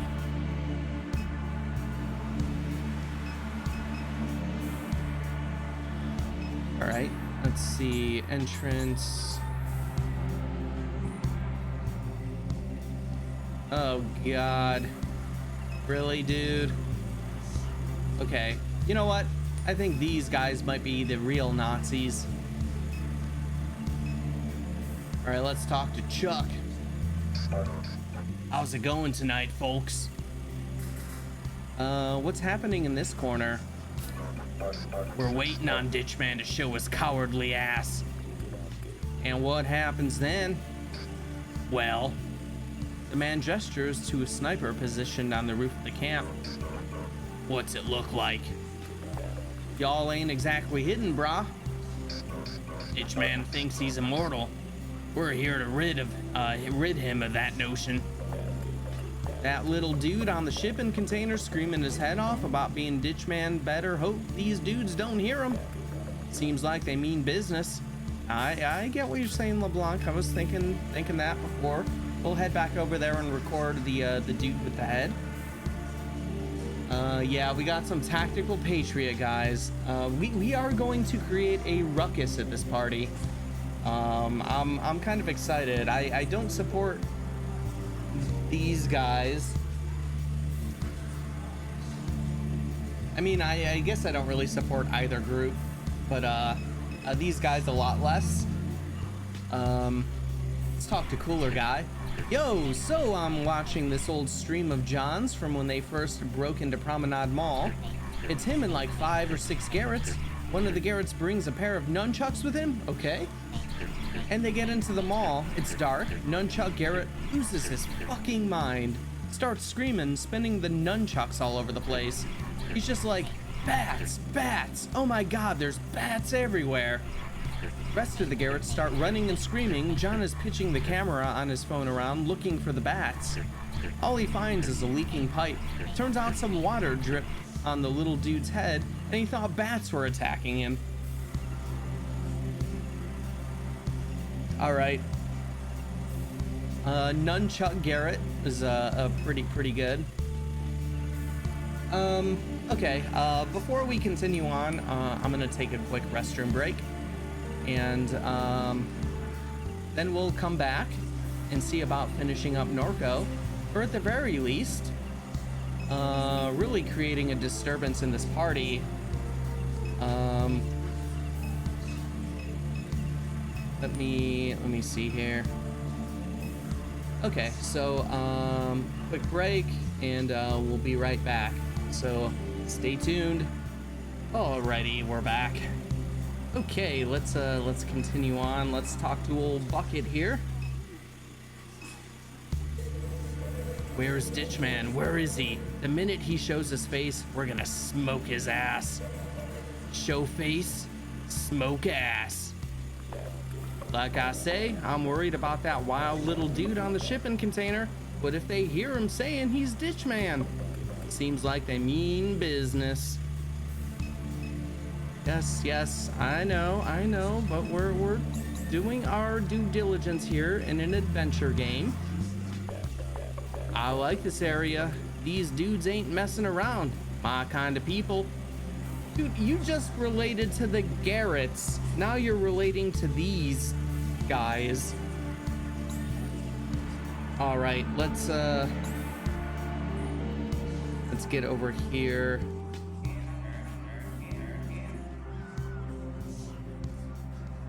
All right, let's record that. Just in case we need to. Let us get the party started.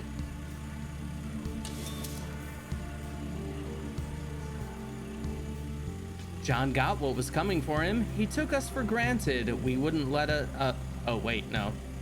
There it is. I am the one they call Ditchman. I have taken the head of Ken or John. It's him. Where's he at? Up there on the shipping container. Knuckle. Sup, Chuck? Got a position. Where's he at, Chuck? Up on the shipping container. Give him a little warning shot, why don't you? Say no more, Chuck.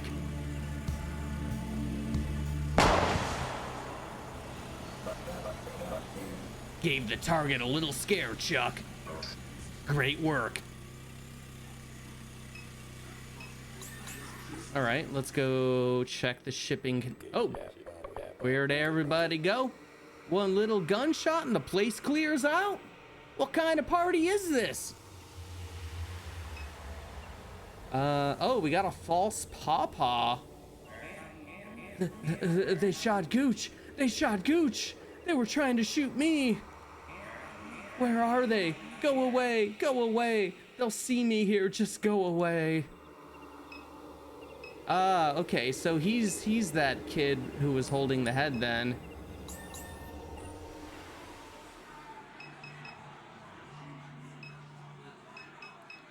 All right, there's Gooch. You approach the injured guard as LeBlanc begins searching through his pockets. The hell is this? Get off me. Hey, he's shot, man. You trying to pickpocket a guy who just got shot? Yeah, bruh. I guess I am. Someone needs to do something. Someone? LeBlanc turns away from the man in the hat and places one hand on the injured guard's shoulder while continuing to dig through his pockets with the other. Just rest, kid. Help's on the way. You called an ambulance? Nah, but somebody probably did. LeBlanc finds a card in the guard's back pocket and slips it into his own. Good luck. All right, last chance, Bruce. Oh, can't do anything. All right. Well, old Bruce is probably gonna die. Let's head over to the entrance. All right, we got our door scanner, a key card scanner. Let's pull out that old key card. The panel flashes green. Looks like it worked. All right, let's head inside the spaceship. It's always been a little dream of mine, getting to tour a spaceship. Looks like a legitimate operation in here. Everybody hard at work. Wonder if they even know about all the madness happening outside. Oh, hey. Hey, buddy. Hey, all right. Your little buddy came out to play. I didn't know any better. I'd say that thing was making eyes at you. Oh.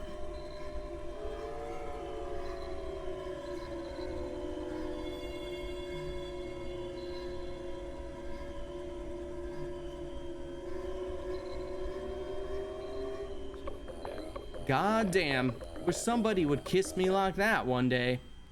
What you was doing while that thing was in your pocket? Kay? Kay? You all right? You're not looking so hot.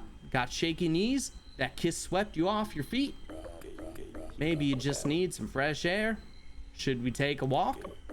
Or maybe what you need is darkness. Want me to dim the lights? What is happening here? We can find somewhere dark to walk, like the canyons of the moon. Think you got sidewalks on the moon? I bet they glow at night just like the ghost bayous do. The ghost bayous glow to show you where to go. Maybe everywhere that you need to go just glows. You all right, kid? You all right, kid? All right.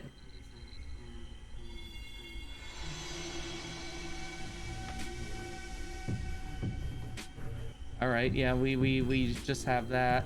Oh, we don't even click on it. We just kind of move towards it. Are we just floating on up there? All right, let's go.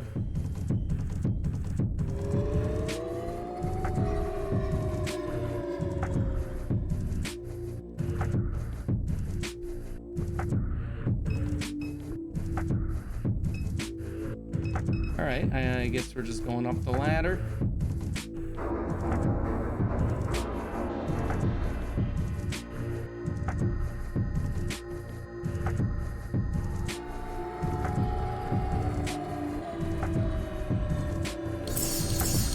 Whoa! Oh man, we're battling. We are battling. All right. Oh gosh, all right. Is this like the final boss battles here? So we got some Garretts with maces and a couple with swords.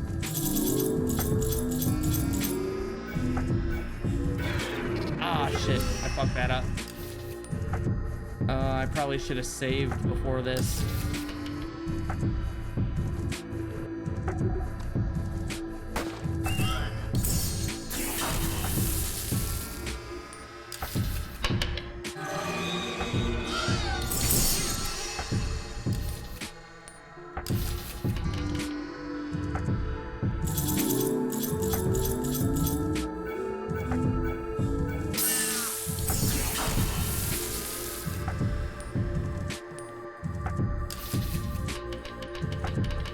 Okay, they keep being replaced.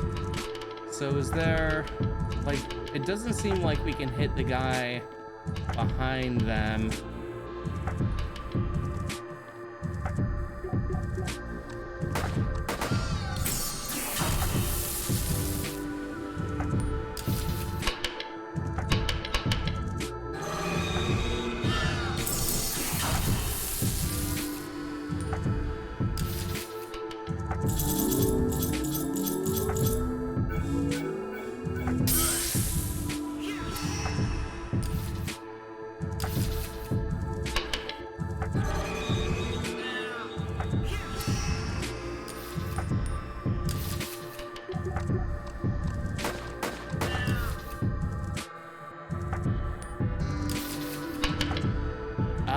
Okay, John. We got John here. I don't like this one bit. What happened to LeBlanc? Oh, he's still with us, I guess. This is some wheezy music in this part. Yeah, it got really weird there. And like, it was like doing a thing like we were almost kind of floating up the ladder like we were the orb or something. I don't know.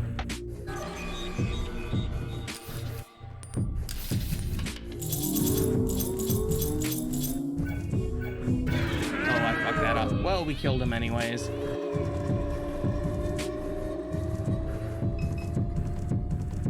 All right. Anything else? Nope. We'll just float on over to the ladder.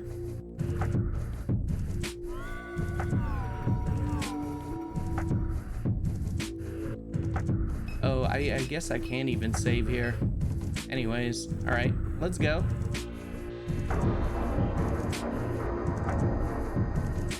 The combat in this game is pretty forgiving anyways, at least so far. Oh boy, who do we got? Oh, we're like at the this looks like the refinery.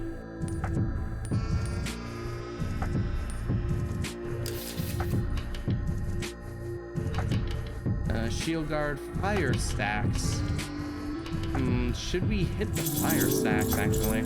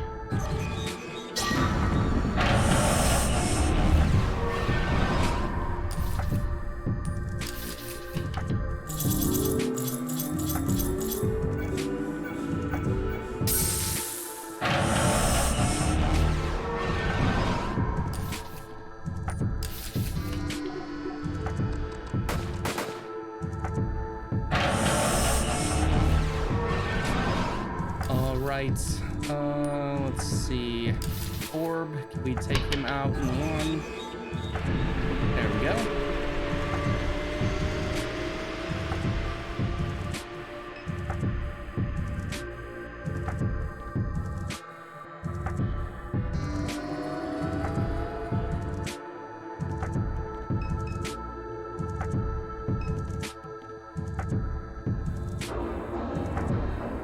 Let's head on up yet again.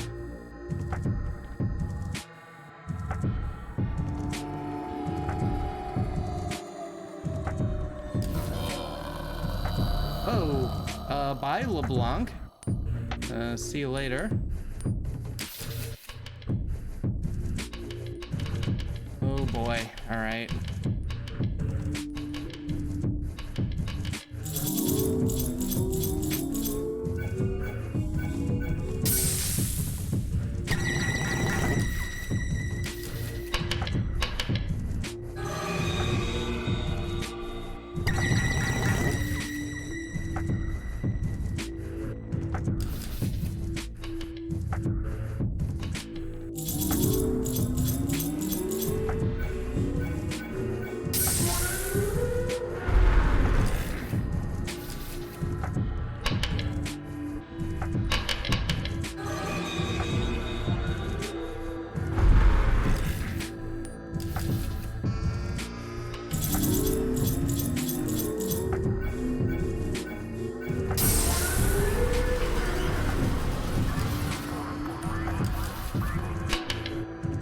We're taking down the super duck.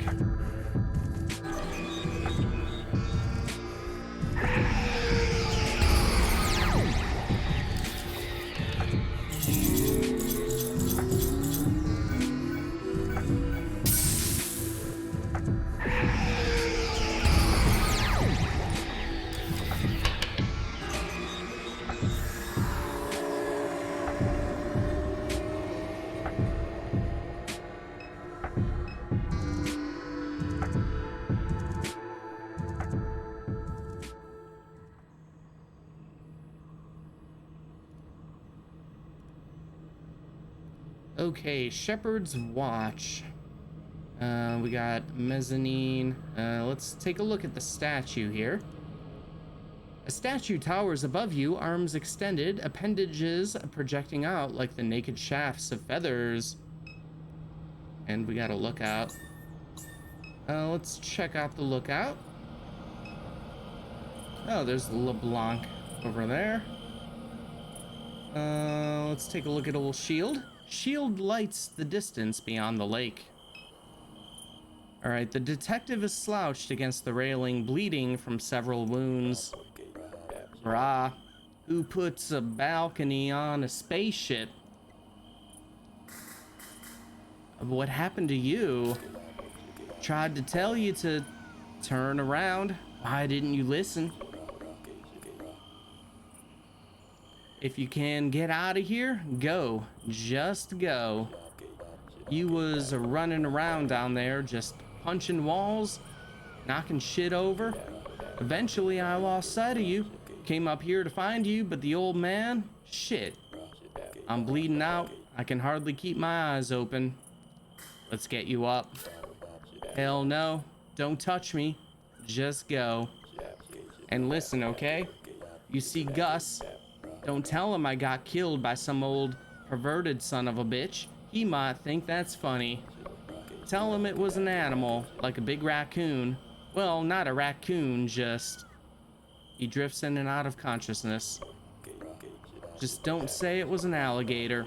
He always thought he knew the swamps better than me, and...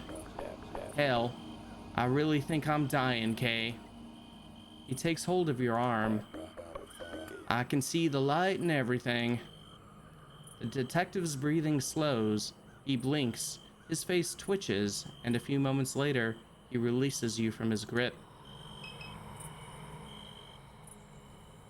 The detective is slouched, dead, against the railing.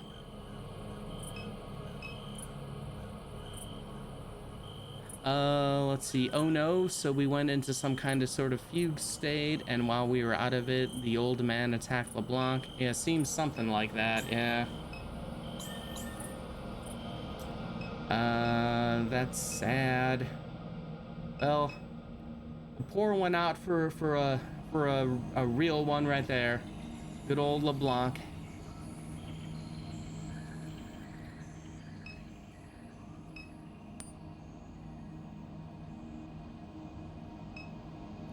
All right, so we got some door panels.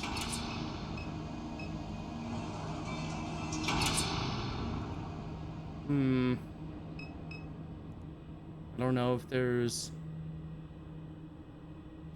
Let's check this one out, I suppose. You wander into the unlit hallway. The door closes shut behind you. The darkness that surrounds you is total. Let's continue down the hallway. You take small steps, your hand running along the wall for guidance. No trace of light anywhere in this corridor. Your steps become lighter.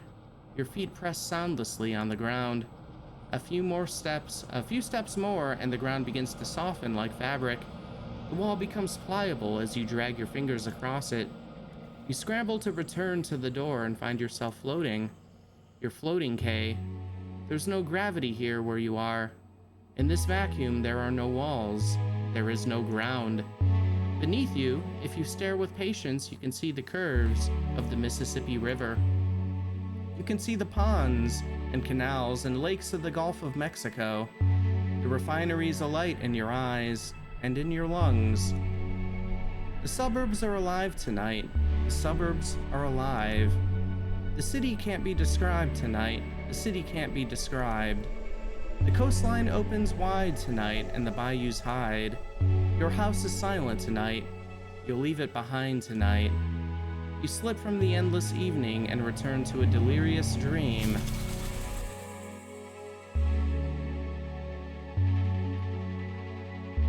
Let's walk through this house one last time as the floodwaters rise.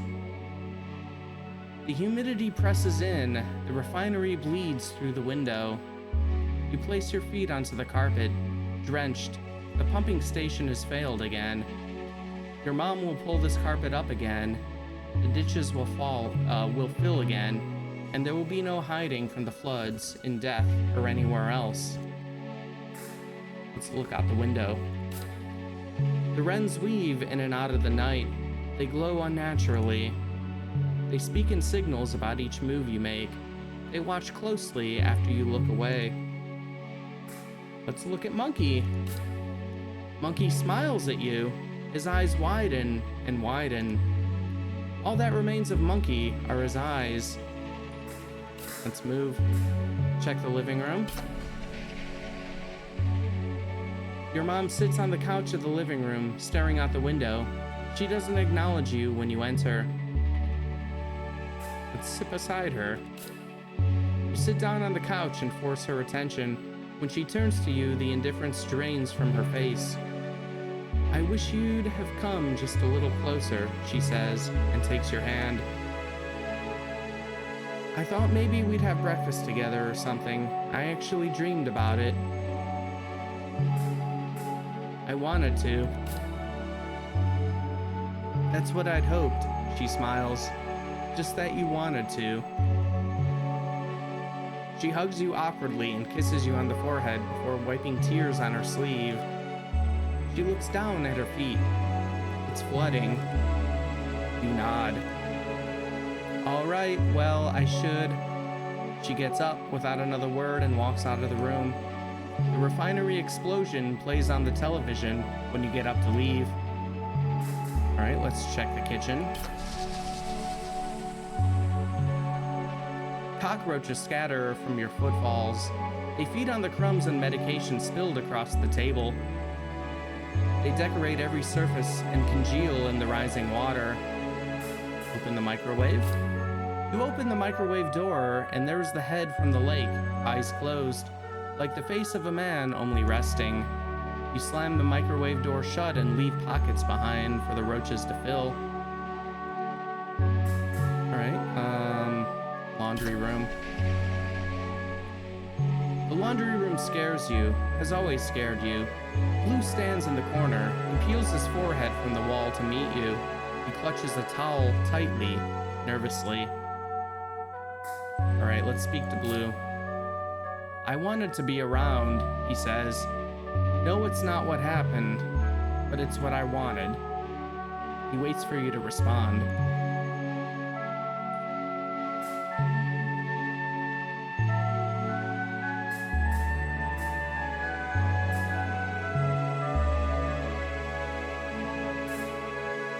We'll look at him.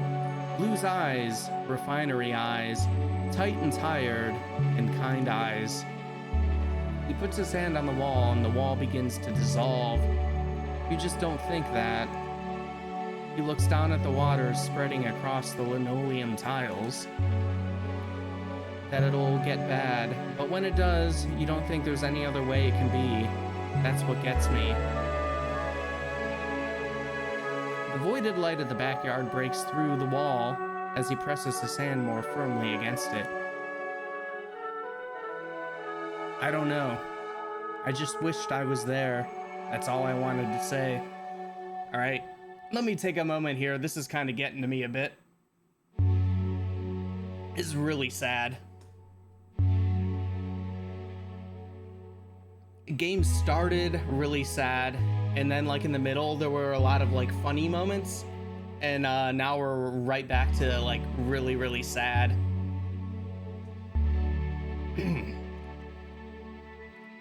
The light engulfs your father as the wall rematerializes before you, and the laundry room drops into the depths of greater New Orleans. All right, let's check Blake's room. Blake lies in bed scrolling on his phone. You peek your head in, he looks up. ... he says. He's irritated. Let's return that ... you respond. His frown becomes more shallow. So you're leaving, he seems to think. Your face hardens. He shrugs. You shrug. You give something like a wave, and as you depart from the door, Blake falls into a lake of stars. All right, Catherine's room. The water is to your ankles now as you step into the room. There's not much here: a bed, a lamp, a notepad, a little picture of your parents. Alright. Against my better judgment, let's look at the picture. She's young, perhaps your age, long brunette hair, olive skin. He's looking at her with a knowing expression, a knowing and amused expression, his denim shirt smeared with rust. She leans against him, her head on his shoulder, pinky fingers locked. Light breaks through the oak tree in the yard, forming a radiant halo around her head. You let the frame slip from your fingers. It falls and the room falls, and they both fall forever. Alright, we saved the best room for last. In honor of LeBlanc. I mean, he technically didn't have a bathroom in his place. It was just his office with a fucking toilet in it. But in honor of LeBlanc and his sacrifice for us in this game, we saved the bathroom for last. As you enter the bathroom, you find yourself all at once inside of the shower, with water raining down on you. You cut the water and exit, toweling off in a hurry as you approach the mirror. You wipe the steam from its surface to see yourself for the first time. You have green eyes and coarse hair curled wildly at its ends.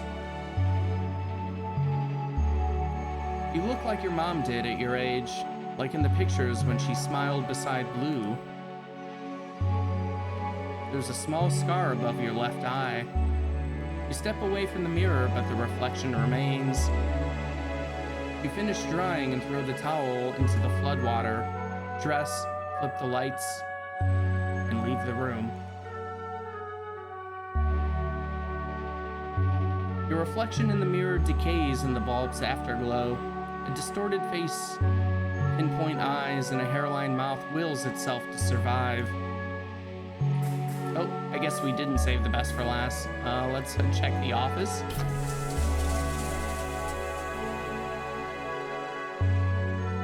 The ladder rattles in the oh, well, yeah, it's the hidden room, so I guess that would be last. The ladder rattles in the closeted hidden room as you descend into the floodwaters. Million's head hangs limp, her chin a few inches from the water's surface. As you trudge towards her, her shattered face lifts slowly until her voice twists from it in a gasp of electricity. "Hey, you're awake," she says. A sphere of flickering light strobes behind what remains of her face. "I want to apologize for my behavior earlier. You tried to kill me." Her head shivers. She attempts to stand in the floodwaters, but loses her balance and immediately crashes back into the pool. "Do you see? Broken." Her gestures become small and erratic, spasms animated by a deep current of anguish. "You have seen what's inside of my mind, a grove hidden in the blackness of night where a hunter hides. In some moments the hunter is at the front of my mind, dragging me into a place where the ground grows red and hatred bleeds from it, and I can hardly arrest my limbs for all the infinite spiraling vectors of rage. That is what it can be like in an artificial mind." She lifts her hand from the floodwaters and pokes at her processing core, suspended in a delicate gossamer. It glows with effort beyond her shattered faceplate. "Here is where the hunter lives," she says. Her vocal pitch twists and splits as she pinches at the glandular machine. "This is where he listened to your mother. These stars." She swats at the flaking blicks of strengthened glass that decorate the rim of her face. "Are his eyes?" She shakes her head violently. Crystals of glass rain into the water as it rises to find her neck. "What am I then? Does it mean anything when I apologize?"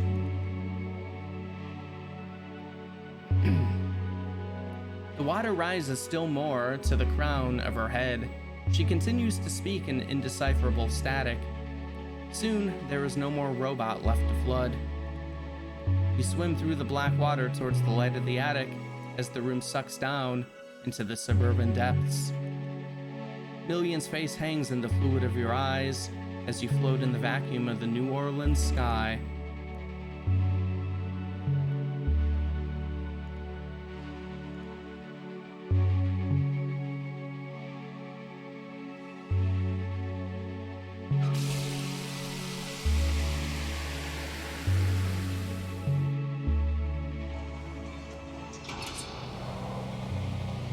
Oh God! All right, so that's how we activate the middle door. Oh no, is this the depression test here to get through the middle door?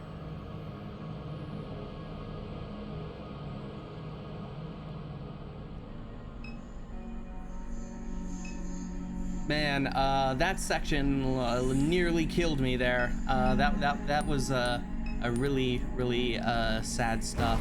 Okay, we can't save. All right, office.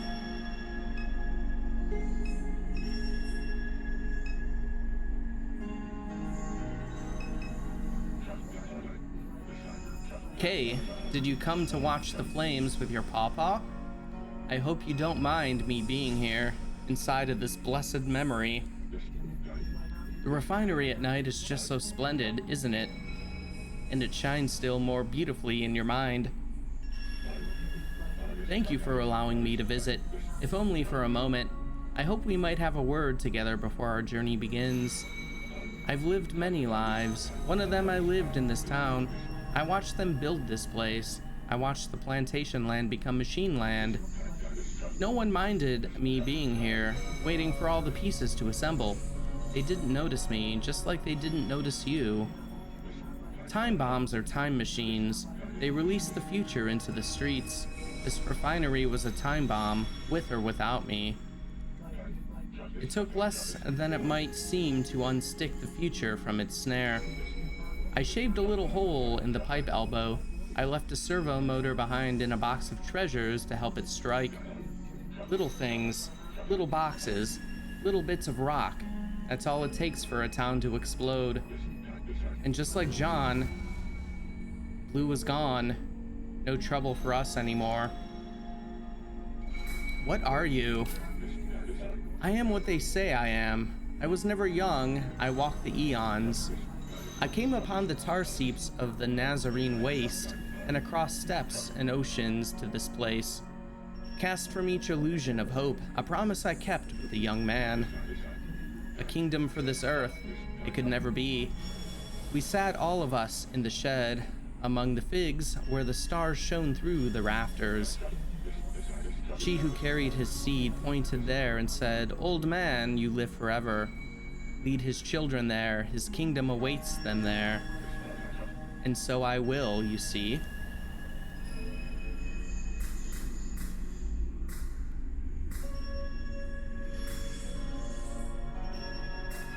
You're delusional. We who walk this earth forever, yes, we have all lost our minds. But our brethren awaits us in the sky. That I know to be true. Why my family? Because you are the last of his line. After you, there will be no more. This is something your grandfather knew. He tried to tell others, but they only laughed, as many do when confronted with the truth. What did she find? A messenger, a vessel of God's light, an angel. It will guide and protect us as we fly. I have made the room nice for you. When you enter, I will be there, and your brother will be there, and your mother as well. Your seat is prepared at the foot of her throne. Sit when you enter, child. We will leave the sins of this world behind. Oh man. All right. Yeah, we're back to like the I guess a religious mysticism.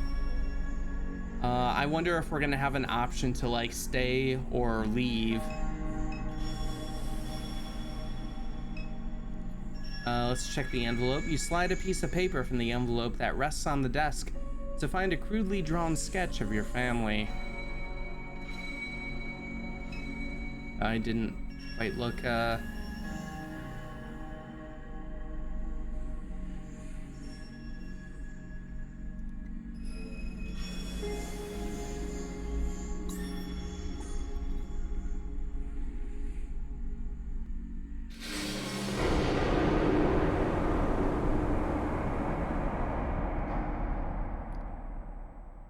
All right. Well, I guess we can't go back into that office.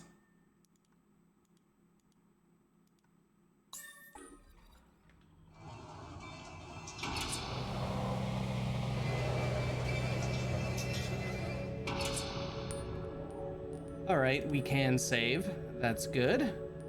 We'll go ahead and save right there. And let's see what awaits us inside the middle door. All right, we got Blake tied up. We got Papa and Catherine in the orb. All right, well, we can look at these. Let's look at the orb first. The sphere hovers above your mom's head without any apparent motion. You see your mom for the first time in 5 years. Her corpse bears almost no resemblance to the woman you remember. Okay, it's the corpse. They stole the corpse. Wow.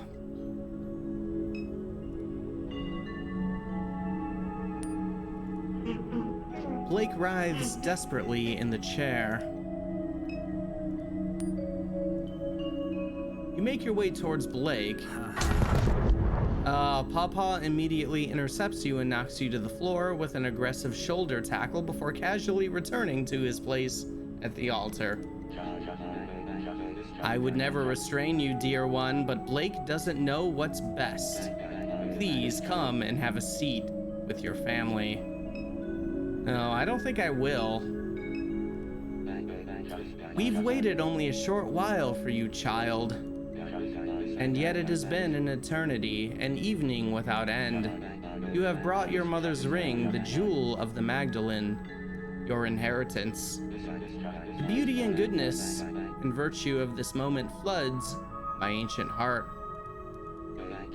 Take your seat, Kay. Be with your family.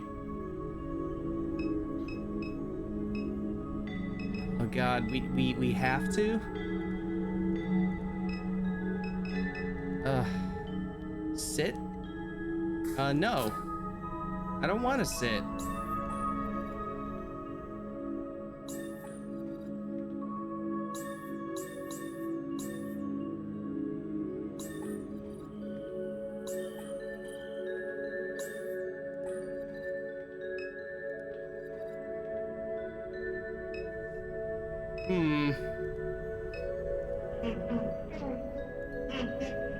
I guess there's nothing else we can do except sit.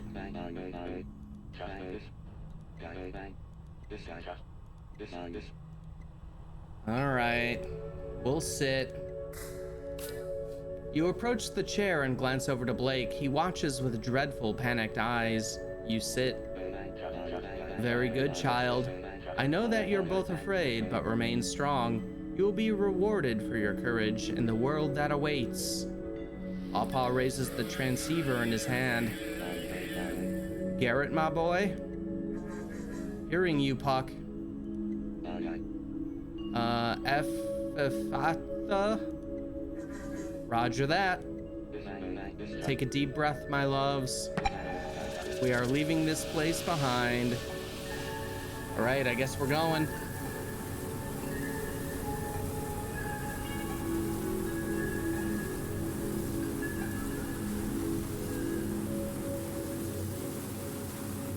Oh, I get an achievement that says congrats and a sad emoji.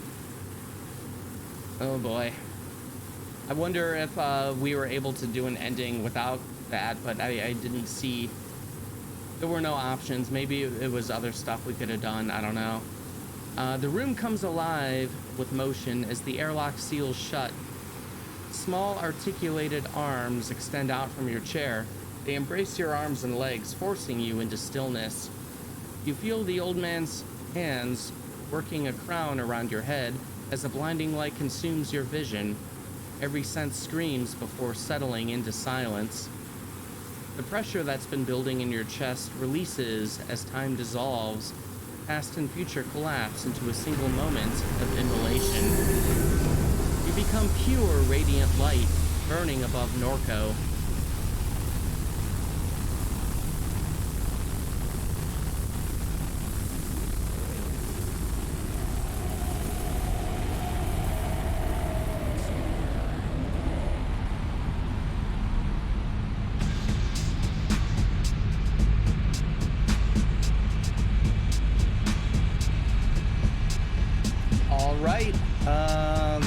Norco, and that's the ending we got.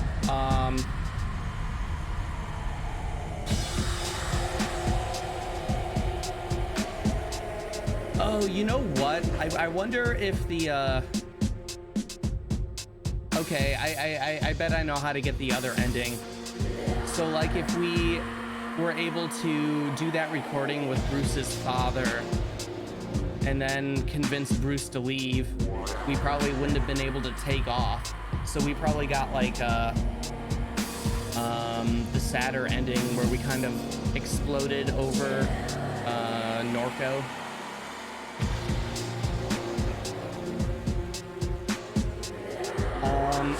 But this is the ending we got, so we're gonna go with it. Plus that's really, really far back.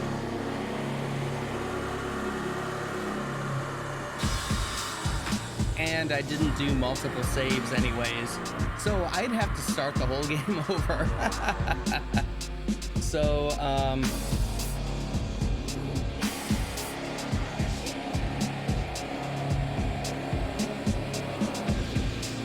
little sad there. Wow, that was exceedingly strange. Yeah, it was.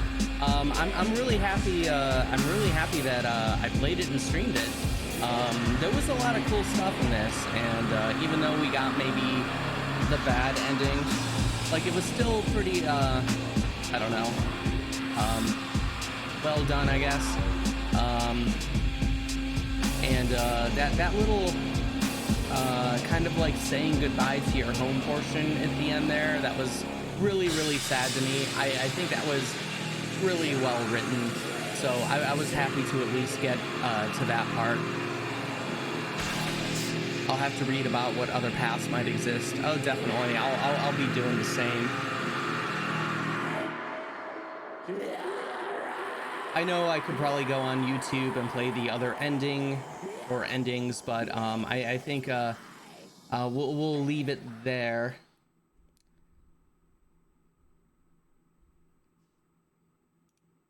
And do we go back to like a menu here?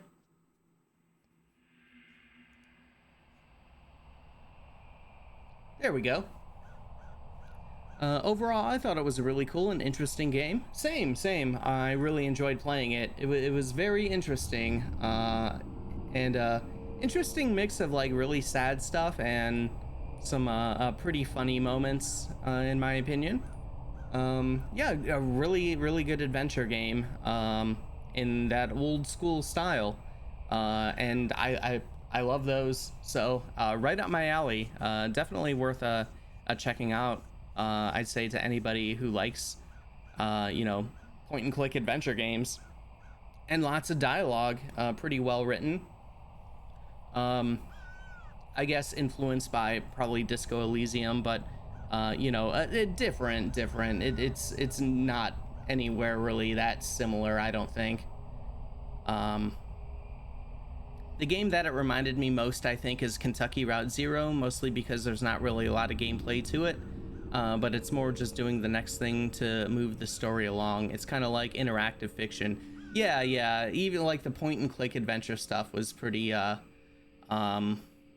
It wasn't like old school like Sierra or LucasArts ones where we're getting really, really stuck. Which is good, I guess, for this kind of game. That's more story based. And a good call on the Kentucky Route Zero. Like that, the boat stuff is definitely a reminiscent of that. And Kentucky Route Zero did have that kind of melancholy story going on with it. That was a good game. I really enjoyed playing Kentucky Route Zero when I did. All right, so we do have time to start our next one. So we are going to be moving on from that sad ending of Norco into a game about plagues. Yay! So let's quit out of there.